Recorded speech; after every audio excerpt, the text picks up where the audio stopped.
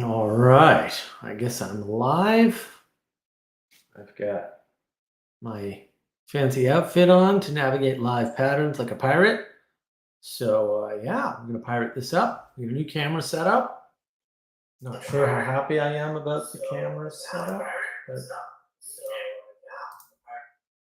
all right. Here we go. Everything's ready to go now. And we've got links up. Okay, good. I think I'm in good shape.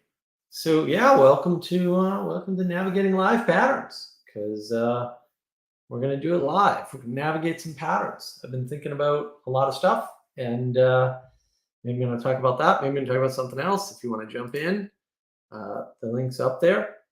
And it's been a busy week since the last live navigating patterns, and a lot of stuff has come up, right? So we sort of went from the tolerance theme over to the back into leadership. That came up a bunch this week. I don't know why. It just a bunch of people wanted to talk about leadership in different contexts and from different places. A bunch of people I hadn't met before. Ran into a bunch of people on BOM who wanted to talk about stuff. Um, uh, people being recommended. Oh, you got to talk to this person. You got to talk to that person. Right? All those things are happening. Um, so that's interesting. And some of the themes I've been working on are not just leadership, but I want to do a video on finding frames and the different framing. And a lot of that is just finding a good example for frames, right? So one of the problems is that, and I have a couple videos on frames and they're okay. They're okay. I'm happy enough with them. I'm not complaining. But I really want to get a really good, clean examples. Every once in a while, one flashes into my head, and I'm never at a point where I can write it down. Um, but I really want to get a framing example where I go through these different frames and actually show how much different the same set of facts can look from different frames. And I'm just struggling. I've only been trying to do that video for a year. So it's not like, yeah. And, like I'll be on Clubhouse and somebody will say something and they'll just flash. I'll be like, aha, that's one angle. And then by the time I get to write it down, it's all gone. All gone. Very sad. Uh, and the other thing is, this anger and resentment towards getting things done. I mean, you see a lot of this. It's anger and resentment towards the current system. It's anger and resentment towards people doing new things. It's anger and resentment towards really just anybody trying to build. And I think it's tied up with judgment. I know Jordan Peterson talks about judgment. I think that's actually really significant. The idea of judgment and what's wrong with judgment. And I think that people feel judged by actions going on in the world. And if other people are successful and they're not, they get upset. And think, well, okay, maybe you should get upset. But who should you be upset at? The person doing the thing, or should you be upset at yourself for not doing things that you ostensibly want to do? And I think that's part of the problem is that aspect of judgment. So yeah, I've been thinking about all those things, and it's not clear to me, what to do about the problem of judgment. I ran into this problem I run into this problem all the time. I run into this problem a lot lately, which is I'll say something about some particular situation that whatever, something that happened to me or a friend of mine or whatever, and then people just like, "Oh, why did you say that about me?" Or, "Why are you judging the world based on?" And I'm like, dude, I'm just telling a story from my personal experience. Like, it's not making proclamations about you or the world, or I'm just literally saying, hey, this happened. Isn't that wild? And people are just like, no, it's all about me. And they're so wrapped up in their own mental prison. They can't break free and realize not everything's about you. Honest, there are things in the world that have nothing to do with you whatsoever. And I think that's been a trend. It's been a very strange trend. I don't know what to make of it. It's a very odd trend. And it's been getting worse. It's been getting a lot worse. And then, so I've been rewatching Andromeda, which is just a lovely sci-fi show. It's so much fun. And Andromeda was done by Gene Roddenberry. And it's got some of that Star Trek original classic Star Trek ethos to it. Um, but man, I had forgotten. I just literally just finished episode 2 again. I probably watched it. I've watched that whole series at least 2 times.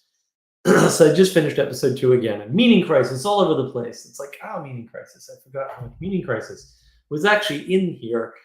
And they've got the Nietzscheans and the Nietzschean philosophy and all kinds of interesting stuff that I had sort of forgotten about. It's been a while since I watched it. And yeah, this Meaning Crisis has been below the surface for a while, and I watched this wonderful video on fonts by this guy Struthless, and the video is a little too jarring for me actually, but I don't know what drew me to it. It's called "I Promise This Story About Fonts is Interesting," and he linked fonts and the development of fonts to changes in society. And I was like, wow, this is kind of like the Anadromist, Bern Powers, one of Bern Powers' YouTube channels, and linking sort of the music and the art to the changes in society. But he did it just with fonts. It's a short video, it's like 30 minutes or something. And yeah, I don't know if I'll engage with more of his stuff just because there's lots of jump cuts. And he's a character, which is fine. I'm kind of a character with my little spyglass on and stuff. Um, but I found his story very compelling. I thought it was interesting that, and it's got like 560,000 views. It's about 3 months old. And I don't even know what drew me to it, but it was an interesting to see these patterns unfold and see this guy, oh, here's fonts, and here's a change in society, and here's another font, and linked it to the art of the time and everything. It was a cute video. It was very interesting and intriguing. And I like seeing other people noticing these patterns. Uh, any kind of patterns. There's a lot of patterns I don't notice. Like art is not my thing. Not that I don't enjoy and appreciate art. And like, look, I used to go to the Isabella Stewart Gardner Museum in Boston all the time. Which, in case you don't know this, but you really should, because otherwise you're just an uneducated troglodyte. The Isabella Stewart Gardner Museum in Boston, which is literally across the street from, well, a little bit more than across the street, but right across the street from the Museum of Fine Arts in Boston, is the best museum ever. I can confirm this, and that's all you need to know. It's lovely. It's a house. It's Isabella Stewart Gardner's house, and just filled with all kinds of interesting. It's an eclectic mix of stuff. Very beautiful. I got to see it years and years ago, but I get to see a concert in there once. Unbelievable. Like this little tiny. I mean, it was designed for this, but little tiny area. Relatively small because there's all kinds of big venues in Boston that you can go to, and beautiful sound, right? And I forget what they were playing because music is that kind of music is not my thing. If it's not Beethoven's sixth, fifth, or ninth, then I don't care. Um, or Stravinsky, the Firebird's pretty good. Uh, it's a unique little museum. It's very nice. I've been there many many times. Beautiful pictures, beautiful courtyard. It's got an indoor courtyard with late is it late 1800s I think skylight. So it's a square building, right? There's a courtyard in the middle, except it's covered by a skylight because Boston and winter and snow. Um, and they flowers year round, absolutely gorgeous. All tile on the outside. Bottom floor is all open to the garden. It's gorgeous. You can see pictures of the Isabella Stewart Gardner Museum online. They're just fantastic. I have a ton too somewhere. I don't even know where they are. But seeing those patterns like in the art, which is something I can't do. I kind of wish I could, but that's not my thing. And seeing other people see these patterns and surf these patterns and notice these connections is very interesting because to me, those connections are the significant thing that we're sort of looking for, that we're after, when we're engaging in the world. Like this is where the reality meets the road, if you will. And it's kind of a big deal, at least from my perspective. I mean, that's why it's navigating patterns, and that's why we're doing it live. because it's a big deal to find these connections, to see these patterns, to interface with what's going on in the wider realm, right? What's going on in the world. And when we uh, when we look around and we see connections and we sense these patterns, we have to be careful not to use it as prediction. So this came up on BLM oddly last night. Very strange. It's been a strange week timing wise. Weird things are bubbling up at weird times from weird places. I was talking to somebody who was stuck. He was, oh, well, we're in Genesis and we're at this point in Genesis. So the next thing that's going to happen is, and I was like, no, nope, nope, that's fatalism. The next thing that's going to happen is not known, and it can change if you bother to change it. Yes, you, and not just you, but also you. First, you, because where's the most control? The most control that over anything is that you have is with yourself. Like that's where you have the most control. So you change you first. You clean your own room first, right? And you go out from there, as Peterson says. It's important to realize that just because there is a pattern there does not mean that it is allowing you a prediction of what will happen next. And when we get too complacent in that, we screw up. So yeah, we have to be careful of that error because it's an easy error to make it. Look, lots of people make it. So like don't beat yourself up over it, but also be on the lookout. So it's sort of important to engage with. And the utility of patterns is not always clear to everybody, right? So like what is the pattern of leadership? Right. And you notice I keep talking about leadership and not leaders, because leadership is a role and it doesn't have to be done by one person. It doesn't have to be located all in one person. It doesn't have to be done by the same person. And it's this squishing, this flattening of the world that we keep doing that all leaders, I know what a leader is. It's like, well, no, you don't, because there isn't one leader or one type of leader. That doesn't exist. There's many types of leadership, and they can be embodied in different places at different times by different people. Not a problem. And it is that sticky, messy interaction between is and ought that people seem to be squishing and ignoring and not really paying attention to. And that's sort of what I want to highlight, is that the patterns are not existent entirely outside of us. These patterns are impacted by our interface with them, by our relationship with them, by what we do. And that is a horrible responsibility, to be sure. But it's also great that we have some influence over these things. When patterns begin and end, which patterns we transition to, these are all things within our control. And I think all of the great wisdom traditions, at least the ones that I've read, seem to indicate that. Like, I don't even know what the confusion is. Everybody says like, oh, we've got to merge east and west. East and west are the same, guys. Okay. There's a different emphasis in the east from the west. Whatever. It's all the same. Really, it really is. Like, actually, if you read it and you pay attention, because apparently a bunch of people tell me they read it, and I'm like, I don't know what book you read, but it wasn't the Bhagavad Gita. I don't know what book you read, but it wasn't the Buddhist texts. Like, where are you getting this stuff from? And that goes back to the projection, the anger and resentment. Like, people want the world to be a certain way, and they're projecting themselves into these stories, right? And they're saying, aha, it justifies my scientific worldview, or whatever. But no, also no. And it's sort of hard because our framing's wrapped up in this. Like, the frame that we use to understand leadership is important, right? If we understand leadership from the frame of materialism, then we're going to locate it in a leader and say leader did bad thing and therefore leadership bad, because we're not differentiating the leader from the leadership, right? I mean, this is part of re-enchanting the world. This is part of, I know you don't have to re-enchant the world, it's already enchanted. Get that. But you're re-enchanting the world for the audience, for the person that's paying attention, hopefully.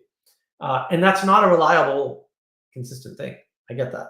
But you still got to do it. Like, you can't go, oh, well, it's not reliable and consistent, so we're not going to do it. right? We have to try to re-enchant the world for the people for whom the world is not enchanted. For the people who are lost and say, capitalism is keeping me down, or capitalism is causing all these people who would otherwise be good to do bad things. It's like, thanks, Rousseau. But Rousseau was wrong. So no, still a no. These things are important. And it's important that we realize that our framing is holding us back. Not in all cases, not from everything, because framing also enables things. But sometimes changing your frame is really helpful, right? And that's why, I mentioned this before on a live stream. Paul VanderKlay, I got my buddy Jefferson. I'll just call him out again because I just love Jefferson to death. He's so awesome and so smart. He'll take 20, 30 minutes to come to a conclusion on something, but I'm not sure that if he did it any shorter, it would land. Like, I'm really not. And sometimes he definitely gets off on things that he doesn't have to talk about. But I'm not sure that that's unhelpful. And let me just grab some tea here. Since my throat's been bugging me, I don't know why. So one of the tricks that whatever, I'll go with it. One of the tricks that Peterson plays, right? One of the things that Peterson does is he'll start his story and he'll go off on all these tangents, and then he'll tie it all back. And every once in a while, it maps a meaning, he'll get lost. Where was it? Oh yeah, right. And he does that at least 3 times that I can think of, maybe more. I've only seen maps of meaning 3 times, so memory's not so great when you've only seen it 3 times. But he's always tying it back. So going on these sojourns and making these connections, and not just getting straight to the point. It's not a story. It's not a parable or an allegory, but it seems to do something to the otherwise sterile, dead scientific information that helps you to remember it. And you can say, well, Mark, that's pretty wild and far-fetched. No, it's not, because it's how our memory works. The more connections we make, the better we remember something. That's what the memory palace is about. If you don't know about the memory palace, go learn about the memory palace. Memory palace is great. It really helps your memory. It doesn't work for me at all, by the way. That's a different problem. First of all, my memory does not suck. And my memory and I have been in many an argument about why it sucks as much as it does. But actually, my memory is quite good. I'm just unhappy with not having an eidetic memory all the time the way I want it. But I do not have an eidetic memory. Every once in a while, I can see things and remember them perfectly, but never what I want and never, on command. The Memory Palace, Moonwalking with Einstein was the book that I read. I thought it was great, actually. I've since burned it because I'm burning all books. That's the thing. And basically, it's really interesting, right? The more connections you make to colors, to spaces, to sounds, to smells, the better you'll remember the thing. And you can use that to your advantage by creating Memory Palace and tying it to the alphabet and tying it to numbers and things like that.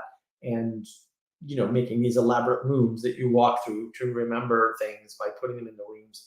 There's different strategies, but it's one of the things I liked about the last sort of Sherlock Holmes series was that they did the Memory Palace visualization in that series pretty well. The one with Benedict Cumberbatch, I believe is his name. Yeah, interesting stuff.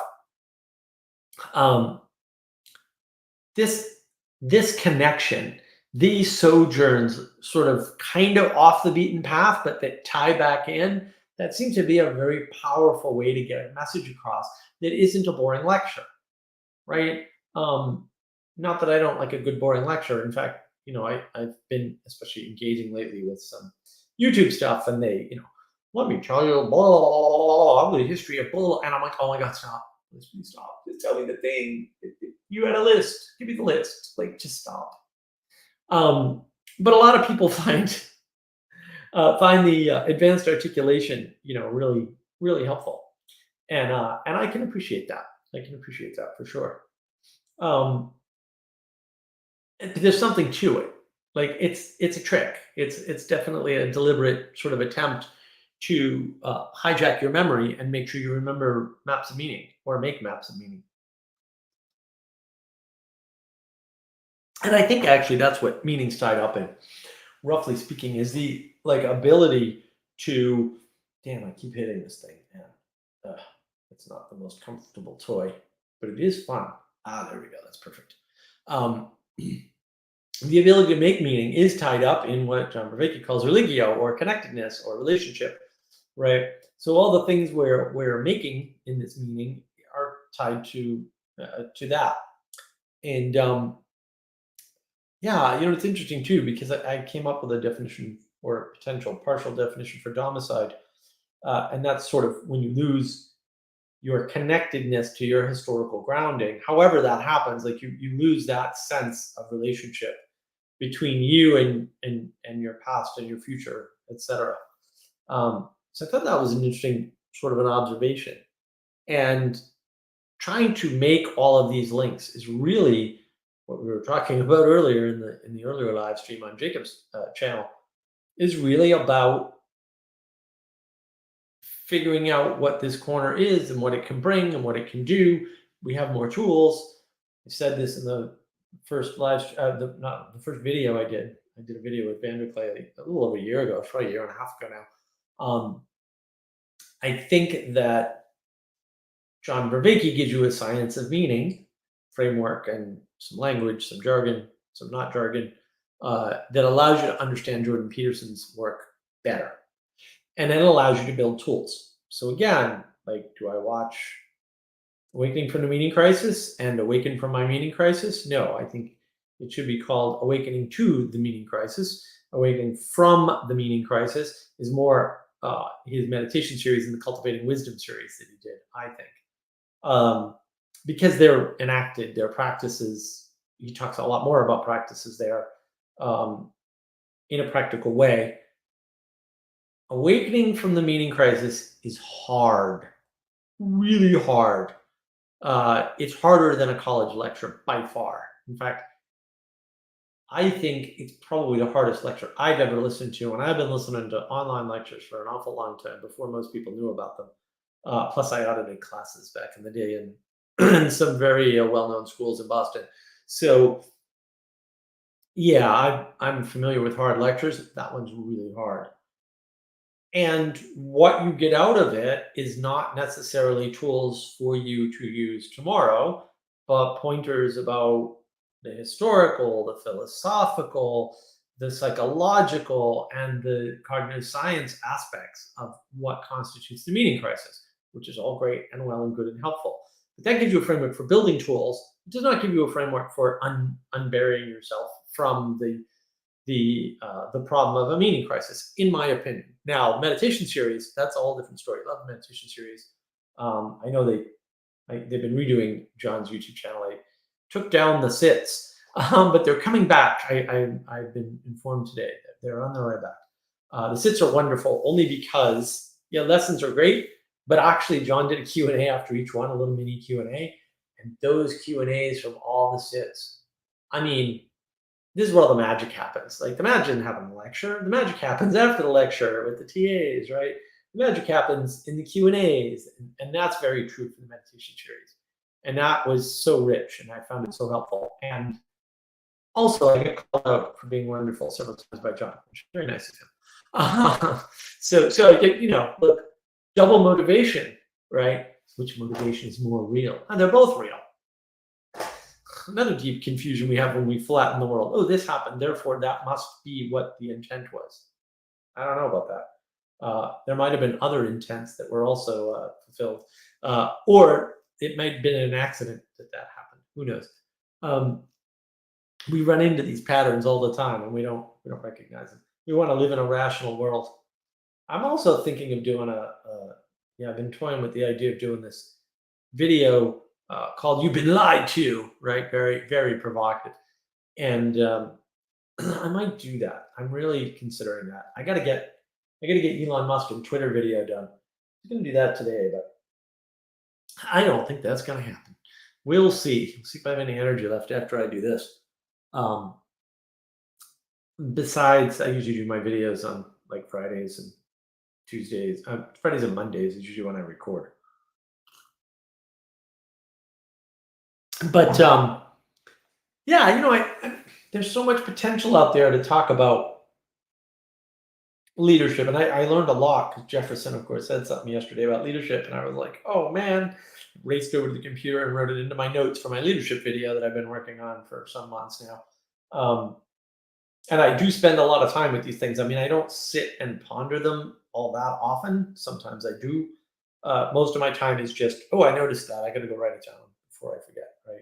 Or, oh, we had a conversation and then I saw a link. I'll go write it down. Or better yet, somebody like Jefferson who's brilliant makes some brilliant comment. And I'm like, aha, well, that's a good insight. I'm going to steal that. Yeah,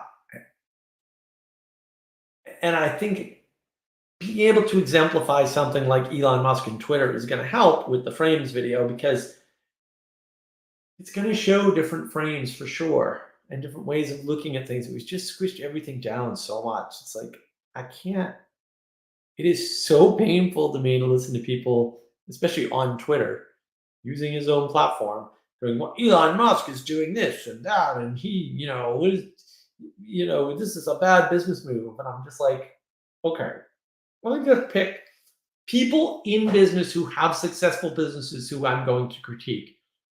Musk isn't on that list. Like, I like to critique people. I won't critique Musk's business acumen.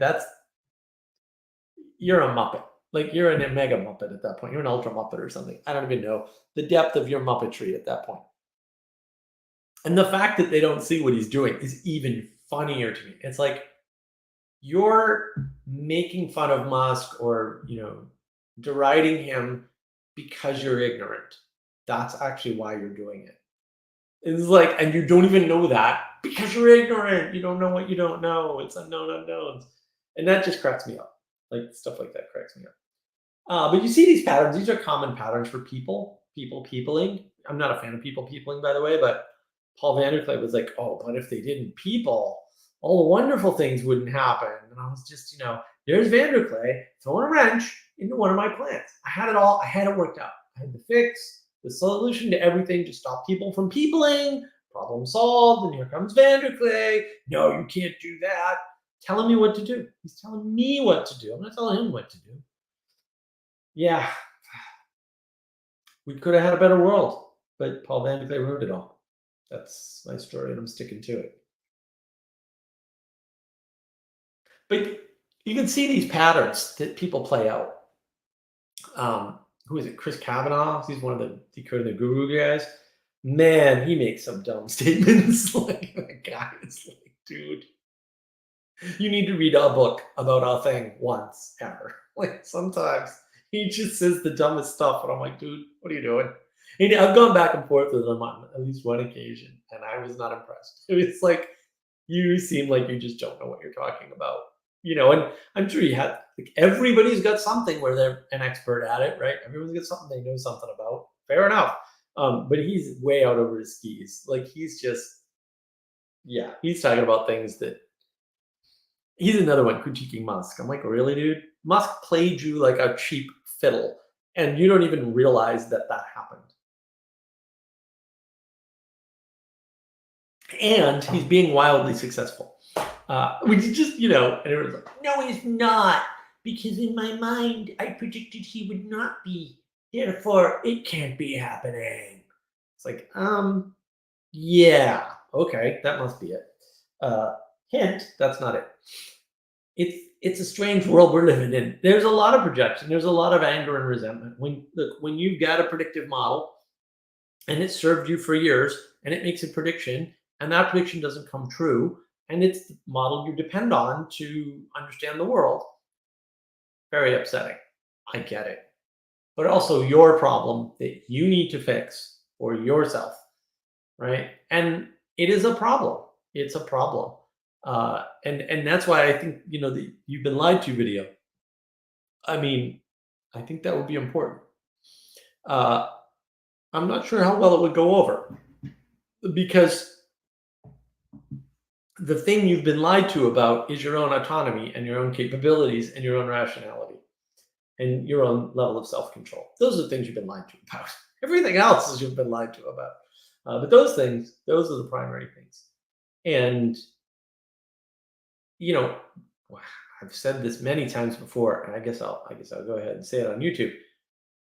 There are a lot of people, and I do mean a lot, who have been told, uh, indicated to, given accolades for being several orders of magnitude more intelligent than they are.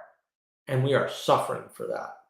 We are suffering for that because we have told people that they know things that they do not know, that they can understand things that they cannot ever understand, like no amount of education, right? There are limits to people. I don't know what they are. I'm not pretending that, but I think they're a lot lower than we're pretending they are. I'll tell you that much, at least for most people. And that is not serving us well. That is causing all kinds of problems in the world. It's causing problems around our media. It's probably causing around our politics. It's causing problems around our entertainment.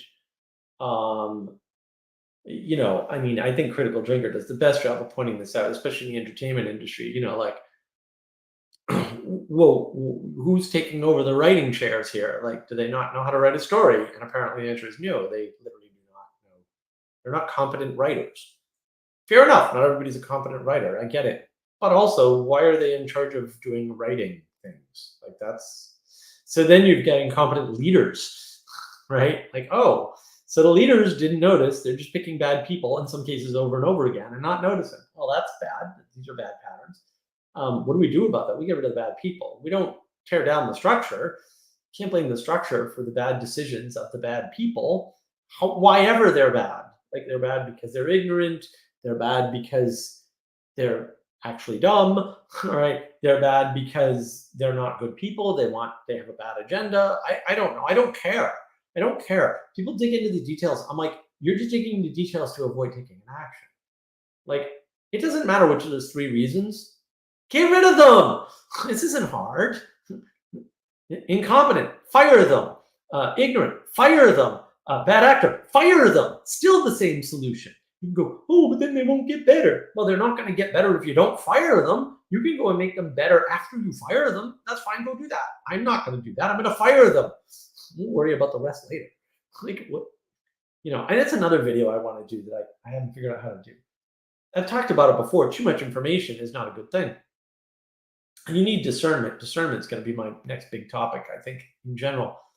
But you need to be able to find a way to engage with just the relevant information, right?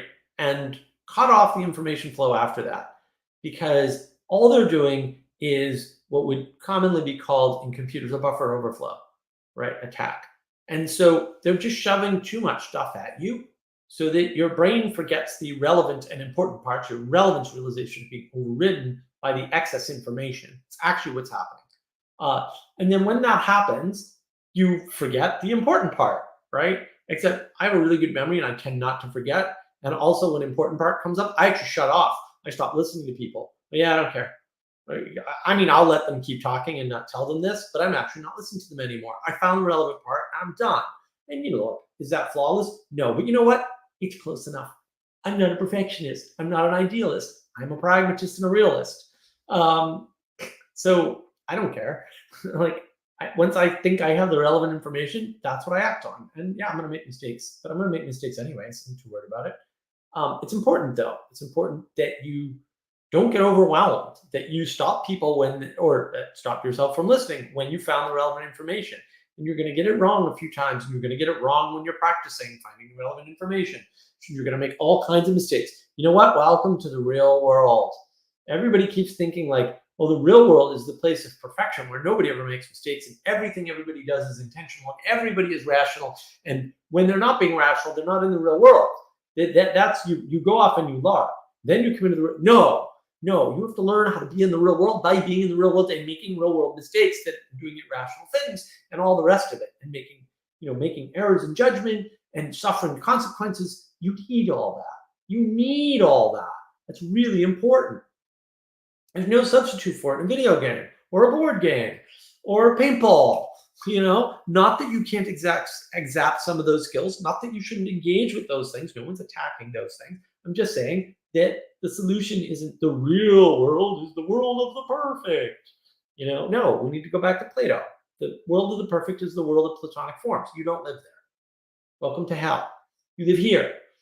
You live in the land of struggle and learning and screwing up and making amends and getting redemption, as long as there's not too much tolerance, because tolerance is bad in too great amounts, because it doesn't allow for grace, doesn't allow for redemption, right? It doesn't allow for people to learn, right? That they're not bumping up against things and making mistakes, right? And without people leading the way, without people metering out the chastisement, the shame, the critique, we're not going to get anywhere. And that's a leadership role that we all need to try to take some responsibility for. If somebody transgresses and you don't tell them, their inability to, or the fact that they transgress again and again and again, is now partially your fault. No, really, it actually is. You are obligated to tell people when they screw up. You are obligated to do that. Otherwise, you are making the world a worse place by being lazy. Not a fan of either. Just saying. But you need to know that. It's important to give people feedback. And negative feedback is more salient to us, more important to us, evolutionarily speaking, for real, than positive feedback. B.F. Skinner, a great psychology guy, a lot of great breakthroughs from B.F. Skinner. He tried to disprove this. He tried to prove the positive feedback hypothesis, where positive feedback is all that was required, and as long as you had that, you were fine, and everything would be well and good. And he failed. And his son tried that experiment, and he failed. And the reason why these people fail is because it doesn't work. It's not a magic trick. Like, oh, the reason why this hasn't been done or has been tried and failed is because it doesn't work. It's not to say everything ever, but like, believe the data at some point. A scientist did a scientific experiment that failed to prove his thesis. Maybe that's because it was wrong. Like, duh. It's not hard. Everybody misuses science. Science is good at disproving things, and it's terrible at proving things. It's not designed to prove things. That's not what its purpose is. The telos of science is not to find truth. That's not what it is. And someday I'm going to find out where all my definitions of science came from, because A, they match a bunch of people in the past, but B, they're technically correct and sort of irrefutable in some sense. At least mathematically, using math and Aristotelian logic. But they seem to have lost the world. Like, it was explicit in the schools I went to. Science isn't about truth. It wasn't supposed to be. Like, scientific certainty is not 100%, and it's not supposed to be. And we don't know this anymore. We're running around as if science is truth. And maybe that's because we've lost religious truth, right? We've lost the real sort of interaction with truth, which is in religion. That's where the science is grounded. I mean, this is very much the case that Jordan Peterson tried to make to John Vervaeke with Jonathan Pageau when they did that in that video in the house up in the lodge there, the lodge area on the top floor of his house, which looks like a lovely room. Really cool. It must have been a great recording to do up there in Toronto. I've never been to Toronto. I've been to Ottawa and I've been to Montreal. And I've been to Antigonish and Merigonish. And I passed a lot of cool places on the way that I now wish I had gone to, like the Bay of Fundy. But I've not been to Toronto. So one of these days, I've been to Thunder Bay. Thunder Bay was awesome. Catherine did a great job. Scott did a great job, and his wife did a wonderful job. Like, unbelievable. Magic confirmed. Like, actual magic, definitely. Spirits were raised. Take that however you want. That idea, and I've been toying with the idea of, John talks about the nomological order, which honestly I think doesn't exist. Different problem. We'll just slide right past that. And the normative order and the narrative order. The three ends. Kind of cute. I'm not sold. Not sold. No, nomological order does not exist. However, that I think I can prove that. I'd love for somebody to try to prove nomological order to me. That would be awesome. It'd be really fun because I could be wrong. This is new thoughts. Um, and there's reasons why I think it doesn't exist, by the way. But you know, we don't have to get into that. One of the things I was thinking about is if you're a postmodern, and I have a video on my channel about postmodernism. So I'll try to post that link here. Um, if you're a postmodern and you don't believe in narrative, or you don't want to believe in narrative, or like whatever, right? You're sort of like, oh, narrative bad. Yeah, okay, maybe, right? Like, yeah, maybe narrative bad. Then you're not going to buy into narrative order, right? Like, I mean, that's what you're rejecting. You're rejecting narrative order as such. Oh, I see YouTube fixed my channel. Thank you, YouTube. And that's okay. And then maybe science is struggling for the nomological order, right? And okay, that's reasonable. Like that's what it claims to do in some sense. So go science, try to find your nomological order. Even though I think Peterson honestly put that to bed. Although he would have done a better job had he just engaged with my video on story, narrative, and archetype. But we'll forgive him because he doesn't watch the best YouTube channel ever. I think that you're going to fall into normative order. And this idea of normative order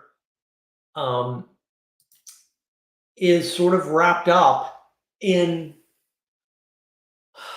if you can get enough people to believe and act as if, then that's enough. And I don't think that's enough. I mean, that can last a long time, but and it can do amazing things, and some of them can be towards the good for sure.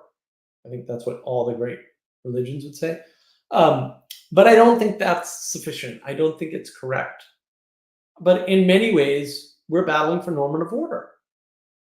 People are battling for Twitter and what gets said on Twitter. That's a battle for normative order. And if you've rejected narrative order, and nomological order belongs to science, then your next battleground is normative order. So I've been playing with this idea. And I'm like, oh, I really kind of like this outline. This is kind of fascinating framing. It's not my favorite framing. It's not my preferred framing by any means. It's not even a framing I'm sure has a good amount of utility. I don't know yet, but I'm playing with it. The three ends of order. And what that means, like how, again, this gets into framing. Like, how do you is that a useful frame? I don't know. Can you do stuff? Because if you can't do stuff, it's not a useful frame. And I got to do that. Like, how do you find pragmatic frames? Like, game A, game B. Yeah, I reject it. Why? Because when I ask game B people how to participate, they don't know. Like, okay, well, then it's not pragmatic. So even if you're right, I can't participate. So, like, I got things to do. And if you don't have things to do, I can't do them with you. And that's fine too. Like, not mad. But no, I'm not, like, you lost me. You lost me at not giving me something to do. So this idea of normative order is fascinating to me because I think this three ends framing might help people to understand. And maybe if you wanted to sort of imagine, and I do think it's an imagine to some extent. Sorry, guys, I'm going to piss a bunch of people off now. Imagine that there is a culture war, and then that war is not about different cultures, but just is a fight over culture as such, or like no culture at all. And I outline that in in this particular video here, which I'm gonna paste into the chatty chat, then you could imagine that the culture war had three fronts. The narrative front, who controls the story, the normative front, who controls the science, and the nomological front, who controls the science, and the normative front, who controls the information that the people get. And look, it's sloppy because there's a lot of like, the media is using narrative to hijack. Sure, the science is using narrative to hijack the nomological. Sure, right. That's definitely a problem. Like, I agree, there's an issue there. But it's an interesting frame to think about the culture war in three factions. I still prefer to think of it, as I pointed out in my video, that it's a war for a culture or no culture. It's not really a battle between different cultures. Like, BLM is not a culture. It's not going to be a culture. It's not going to have been a culture. It's not a thing. Right? It's just a cult, right? Not a culture, but a cult that is trying to establish a normative order by giving you a narrative that is false and observably false, right? In all possible ways. So they're hijacking the narrative order of an event, like say George Floyd, right? And they're using that to pretend as though a normalization exists. Well, there's systemic racism, it's always existed. See, like there's a period in history that happened, right? And again, how do we know bad frames and stuff like that? Like, how do we know they're lying? Like, well, for one thing, slavery wasn't in all of the US. Shock. That's why we fought the Civil War. I know. And it wasn't in most of the US, at least not by population control. That's where the 3/5 compromise comes from, which is horrible. It was horrible. There's no question about it. But what else were they to do? It was not an easy problem to solve because nobody lived down south. Everybody lived up north where there were no slaves. And where slaves, when they got there, were freed for the most part until a certain Massachusetts court decision. Man, Massachusetts, I tell you. I like Massachusetts when I grew up there, and man, did they ruin that place. It's too bad. It's too bad. It was a fun place. It was full of goodness. This way of hijacking the narrative to enforce the nomological, right, the science, or the normative. What everyone's doing. Everybody is apologizing every time they say something that somebody says is wrong, or everyone is apologizing for racism or their own race or whatever, right? It really kind of disintegrated the language sort of on purpose, knowingly, with forethought and malice. Yes, they're bad people. That's what I'm saying. They are. Not all of them. There's plenty of useful idiots. Most people are useful idiots. Fair enough. Everyone's a useful idiot about something. Because you kind of have to be. Distributed cognition is required. Don't think for yourself. My friend Jacob has a great video on that. He's right. I'll have to get him better presentation skills, but he's doing pretty good. He's doing pretty good. I was impressed. Better slides. Slides are hard though. My slides suck too. This idea of appealing to nomological order, right? Appealing to scientific authority, appealing to narrative order, right? Oh no, this is the story of our history, or the story that our forefathers told, or the story of the Western canon, or whatever, right? And then appealing to normative order. Well, it's always been this way, or we've done things this way for a long time, right? It's not a bad frame. It's an interesting way to frame things, these three ends of order. So, yeah. And should probably explain, nomological is just naming, really.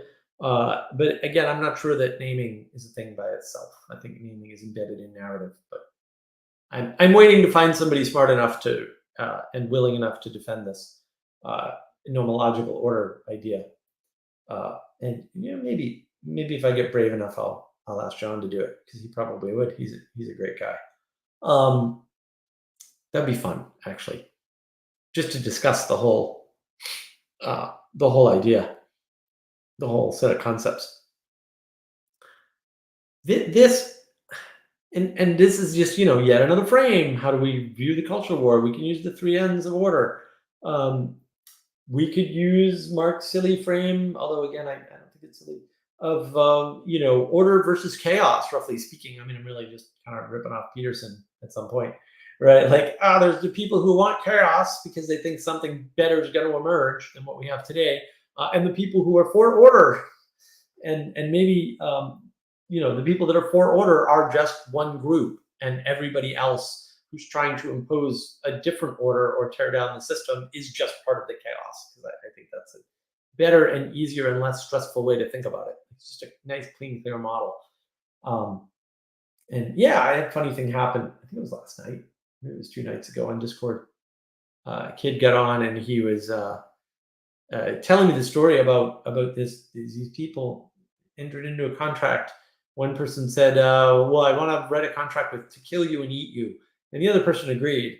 And I was just like, wait, what? Like, and this actually happened, apparently. I was like, man, sometimes I'm glad I don't know things. Like, ignorance really is bliss when it is folly to be wise. In this case, it is folly to be wise. Who the hell wants to know about this? I apologize for subjecting you to it. However, it is live and we are navigating.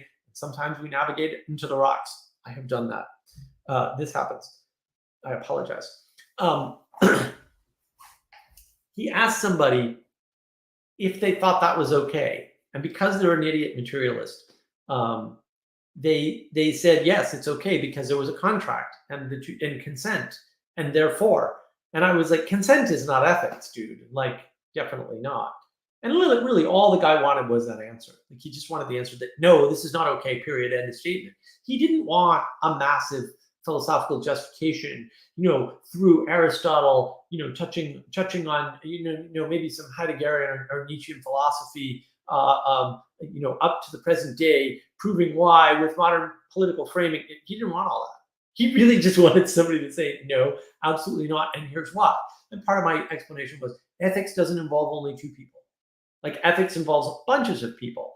And a lot of the solipsism is a problem because people don't understand, roughly speaking, that engagement is difficult. Without a good definition of ethics and morality that includes large groups of other people, you're not talking about ethics and morality. You're just solving the problem for one individual, and you're ignoring scale. And we ignore scale. We totally ignore scale. And almost all of these problems that we're talking about, which I would argue, to use some Verbachian fancy language, are perennial problems, are around scale. That's what they're around. They're about scale, the lack of scale, the problems of scale. You can solve a problem for yourself, and that problem may not work for any other human on the planet. No, really. Well, then did you solve a problem? Of course you did. You solved a problem for yourself. That's fantastic. Congratulations. I'm very happy for you. Did you try to abstract that problem out and solve it at scale? Probably made a mistake there, buddy.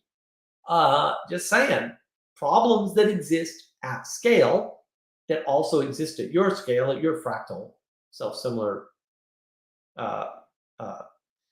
level of reality, those solutions are different. And I do have a video on my channel about the we answer. Yeah, is it the we answer to an I question? No, it's an I answer to a we question. That's what it is. That was a long time ago. Where somebody asks them, like, what do you do to sense make in the world? And somebody answers with, or no, what can we do to sense make in the world? And somebody answers with, well, what I do is, and it's like, oh, that's great, dude. But what if other people can't do that? This is an helpful answer. And it's an understandable mistake because people get confused. Somebody's asking you a question, you want to answer it, they want to hear an answer. No one notices that the answer is not answering the question that was asked, but a similar enough question, right? That may be helpful to some people. Like, look, a lot of the things that we do, other people can do and find the same benefit from, for sure. It's just not all things. and not everybody, and maybe not enough people. And I don't want this to go too long because I do like Skylar. So yay, I am game for a nomological throwdown. Yeah, me too. Uh, and we got to have one at some point. Of course, you can hop into this live stream and we can have one right now because we're navigating live patterns. Whatever patterns come up in the chat, in the stream, if you want to join, or whatever comes out of my head, which that's dangerous. But hey, here we are.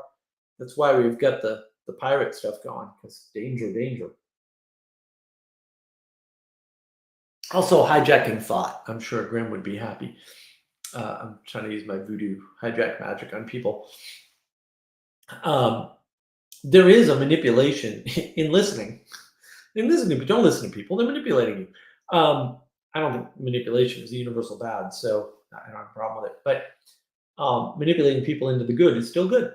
Yay! Good, good. Goodness is good. Yeah, and it's sort of some of those things we don't realize. I've been twittering a lot lately, actually, and not just flowers because it's winter, and I do have a couple flowers actually on the. I don't forget what kind of bush that is. I used to know. It's gone from my brain for the moment. It'll come back, maybe, maybe not. That's blooming. Everything else seems to be dead. There might be a flower or two out somewhere in this crazy yard of mine. I got 12 acres, so I have no idea what's out there. So I've been tweeting things and lots of responses to people too, but some insights I've been having. And I'm hoping to put all this stuff together. I'm trying to get the Mark of Wisdom website up and rolling. I actually fixed all the technical problems. Now I have learned a bunch of technical stuff that I did not know.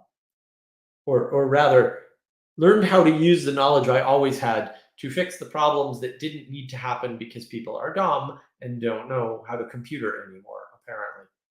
But I have found all of this out and figured out where it all came from. And now the test website is up and very slow. I mean, very fast, but doesn't have any content yet. So markofwisdom.org is coming soon.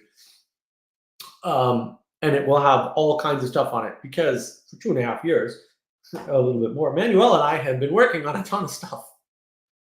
And not just around navigating patterns, we'll say, but also, right, we've got practices, we've got all sorts of interesting things. I've got to revamp my personal website on the other server and give that a better domain.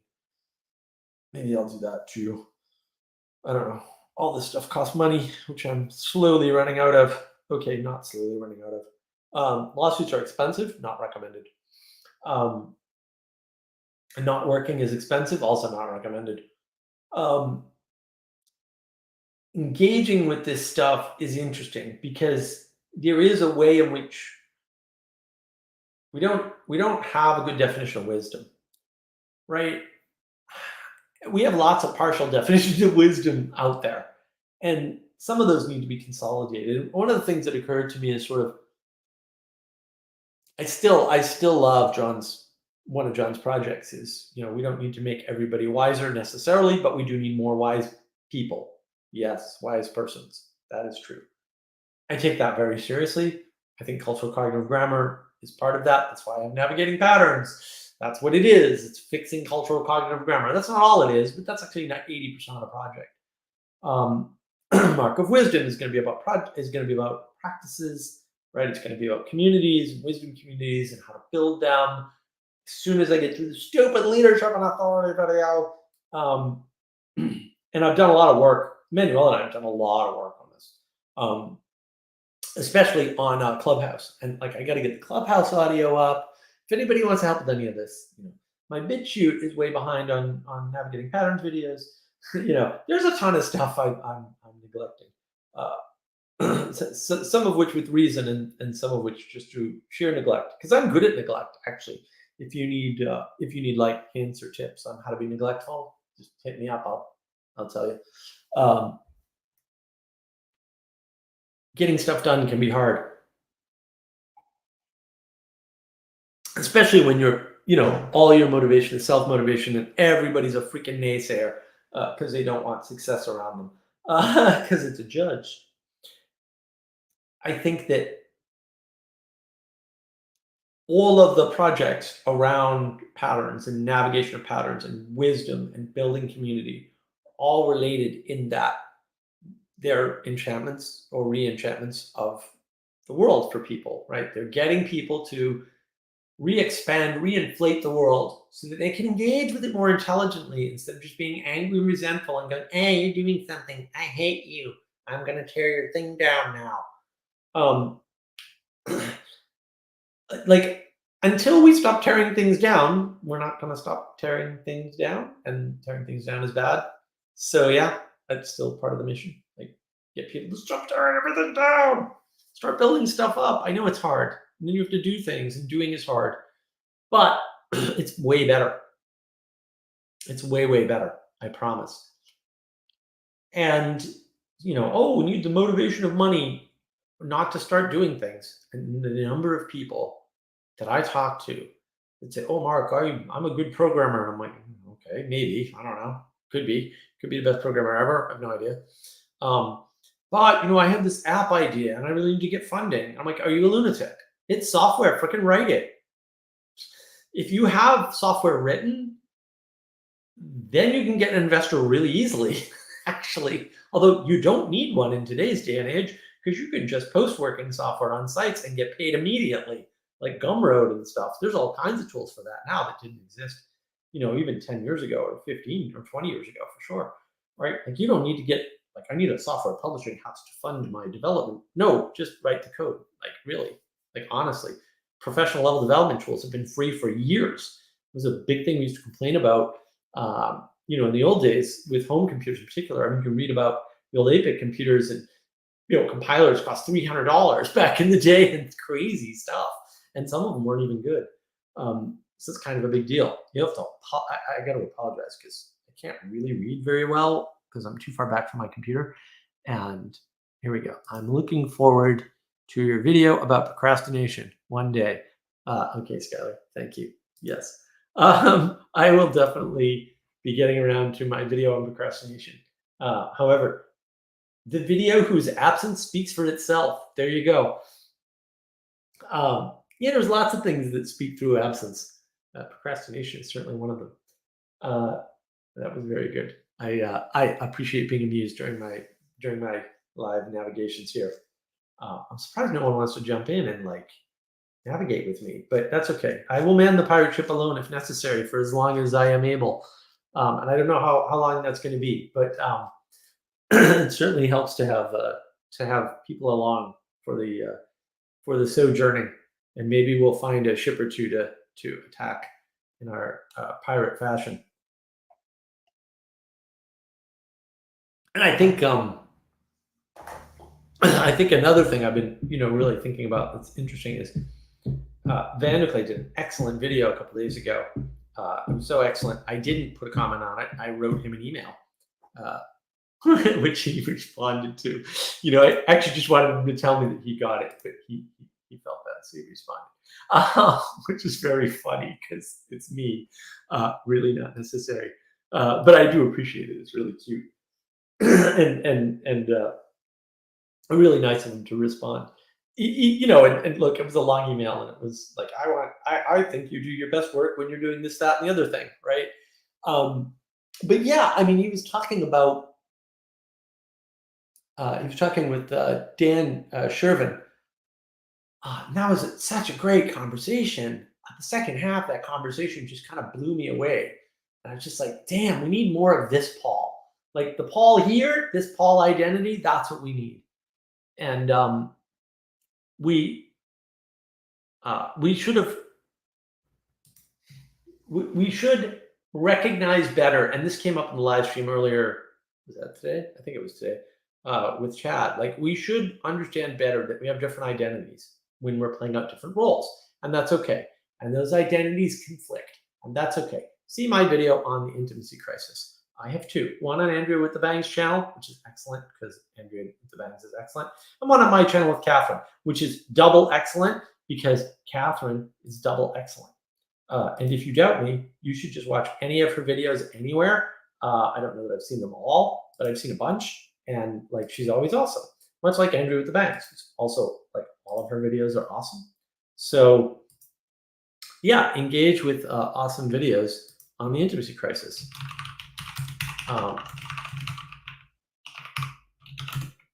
I'm going to put links in because that's part of what this is all about. Oh, I'm glad Charlie likes my getup. That's important, Charlie. I'm very happy that you like this. I was going to do this last week, and last week was just my first attempt, and man, everything that could possibly go wrong went wrong. And now I'm doing better, but yeah, we gotta fix this camera. The camera's literally in front of my laptop, so I can't really see that well. But I don't need to be able to see that well. But yeah, I gotta fix this camera zoom problem because it's driving me nuts. And I probably actually just have to get a better camera with different features or something. But that's for another day. No income, no toys. That's sort of the rule when you're poor. And I've been poor many times. I'm very good at being poor. Um, yeah, I got a tripod. I grabbed a tripod from the other room, and now it's sitting on the tripod. It's half on the laptop. It's crazy. I got to work out this new desk situation. Still needs some work for sure. I got a standing desk. It's beautiful. I love it. Office is really clean right now.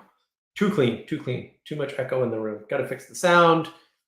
Didn't even bother with my lights today, although I don't think I need them. Like, I think the lighting is really good. That's why I didn't turn them on. I was like, I don't want to mess with the lighting. I'd rather mess with the camera. But yeah, eventually I got to get around to the lighting fix. Yeah, well, Charlie, when you're navigating pirate patterns live, just you need to get up. Like, people need to know what you're doing. It's really important. So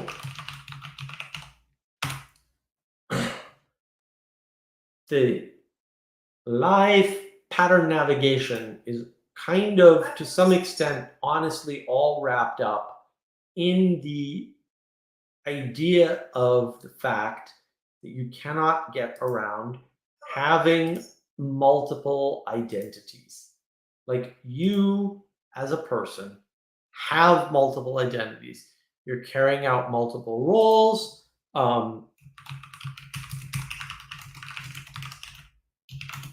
And those roles conflict because there's conflict in the world. And it's the intimacy crisis, in my opinion, that attempts to resolve all that. Right? That's basically where it's going. That's the attempt to resolve these issues, like conflict in our relationships. How do we deal with it? What do we do? How do we handle having conflicts? It's not clear to me that we know, and those are some of the skills that we've lost.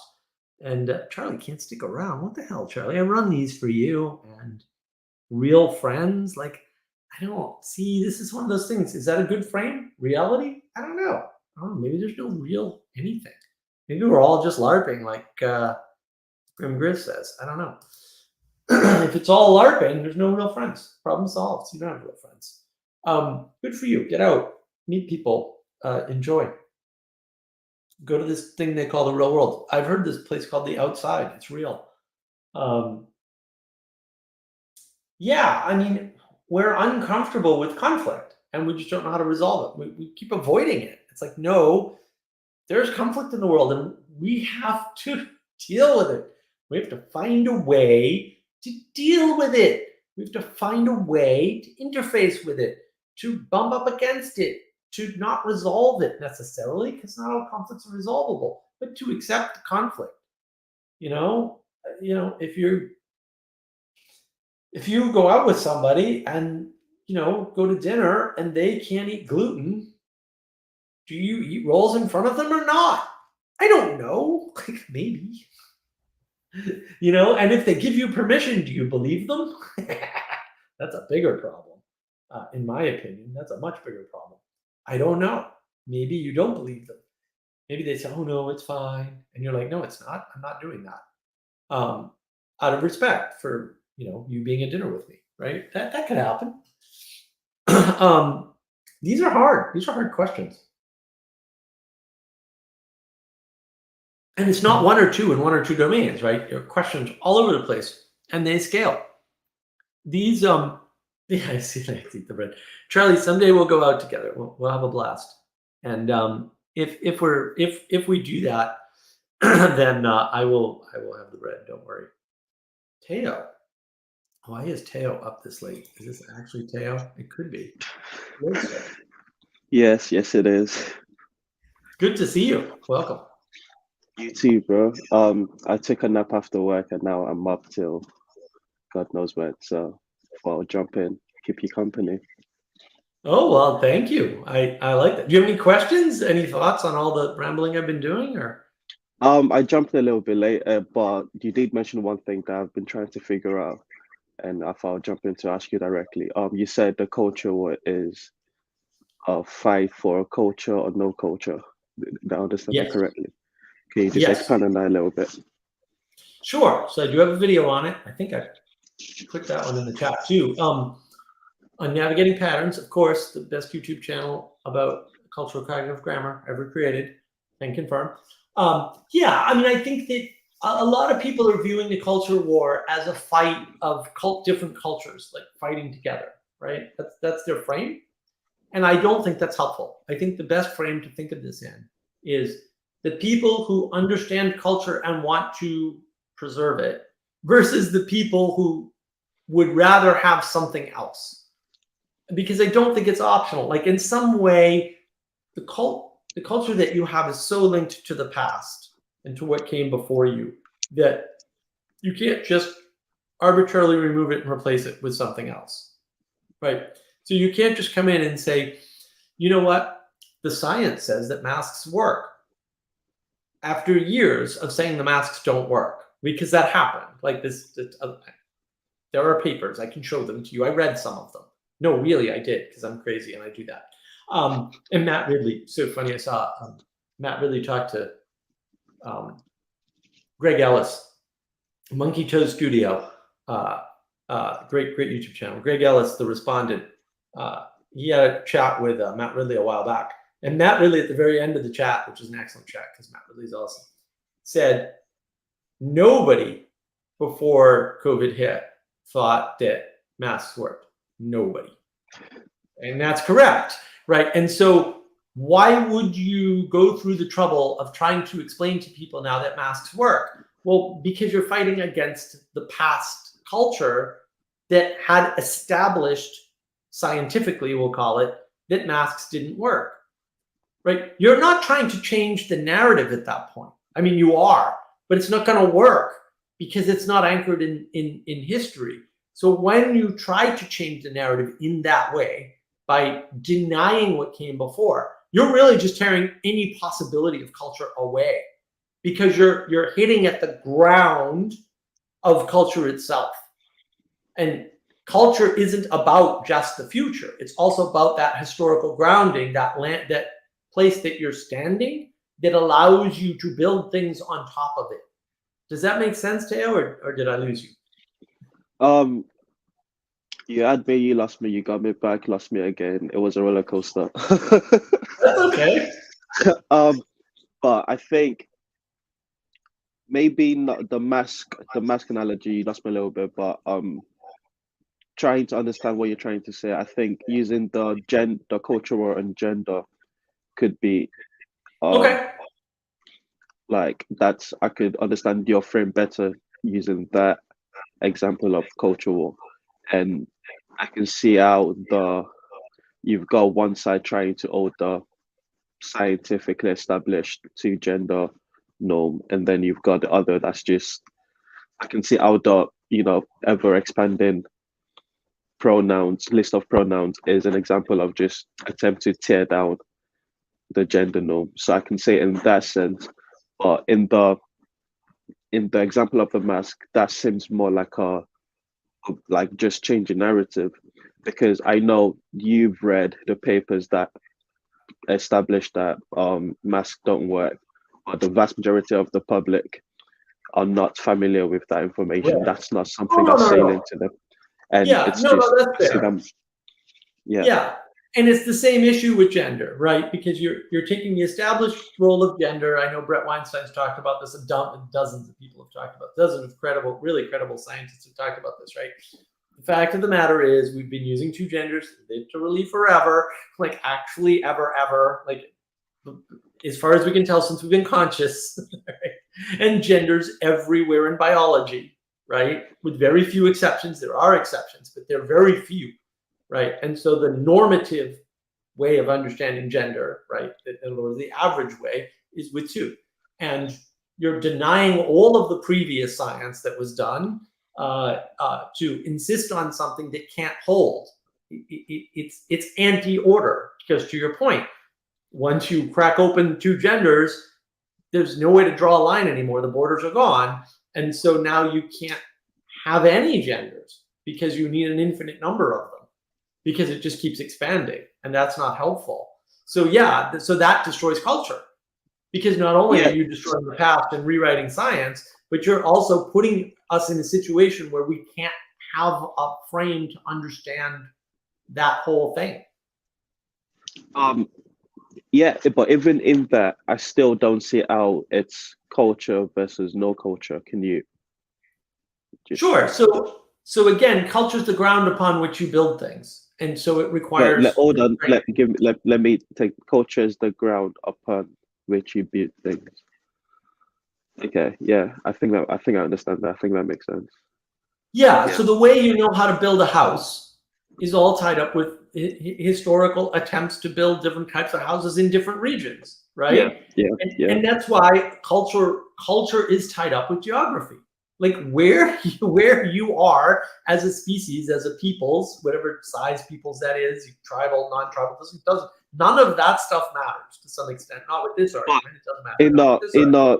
In a modernized, globalized world, what role does geography play in culture?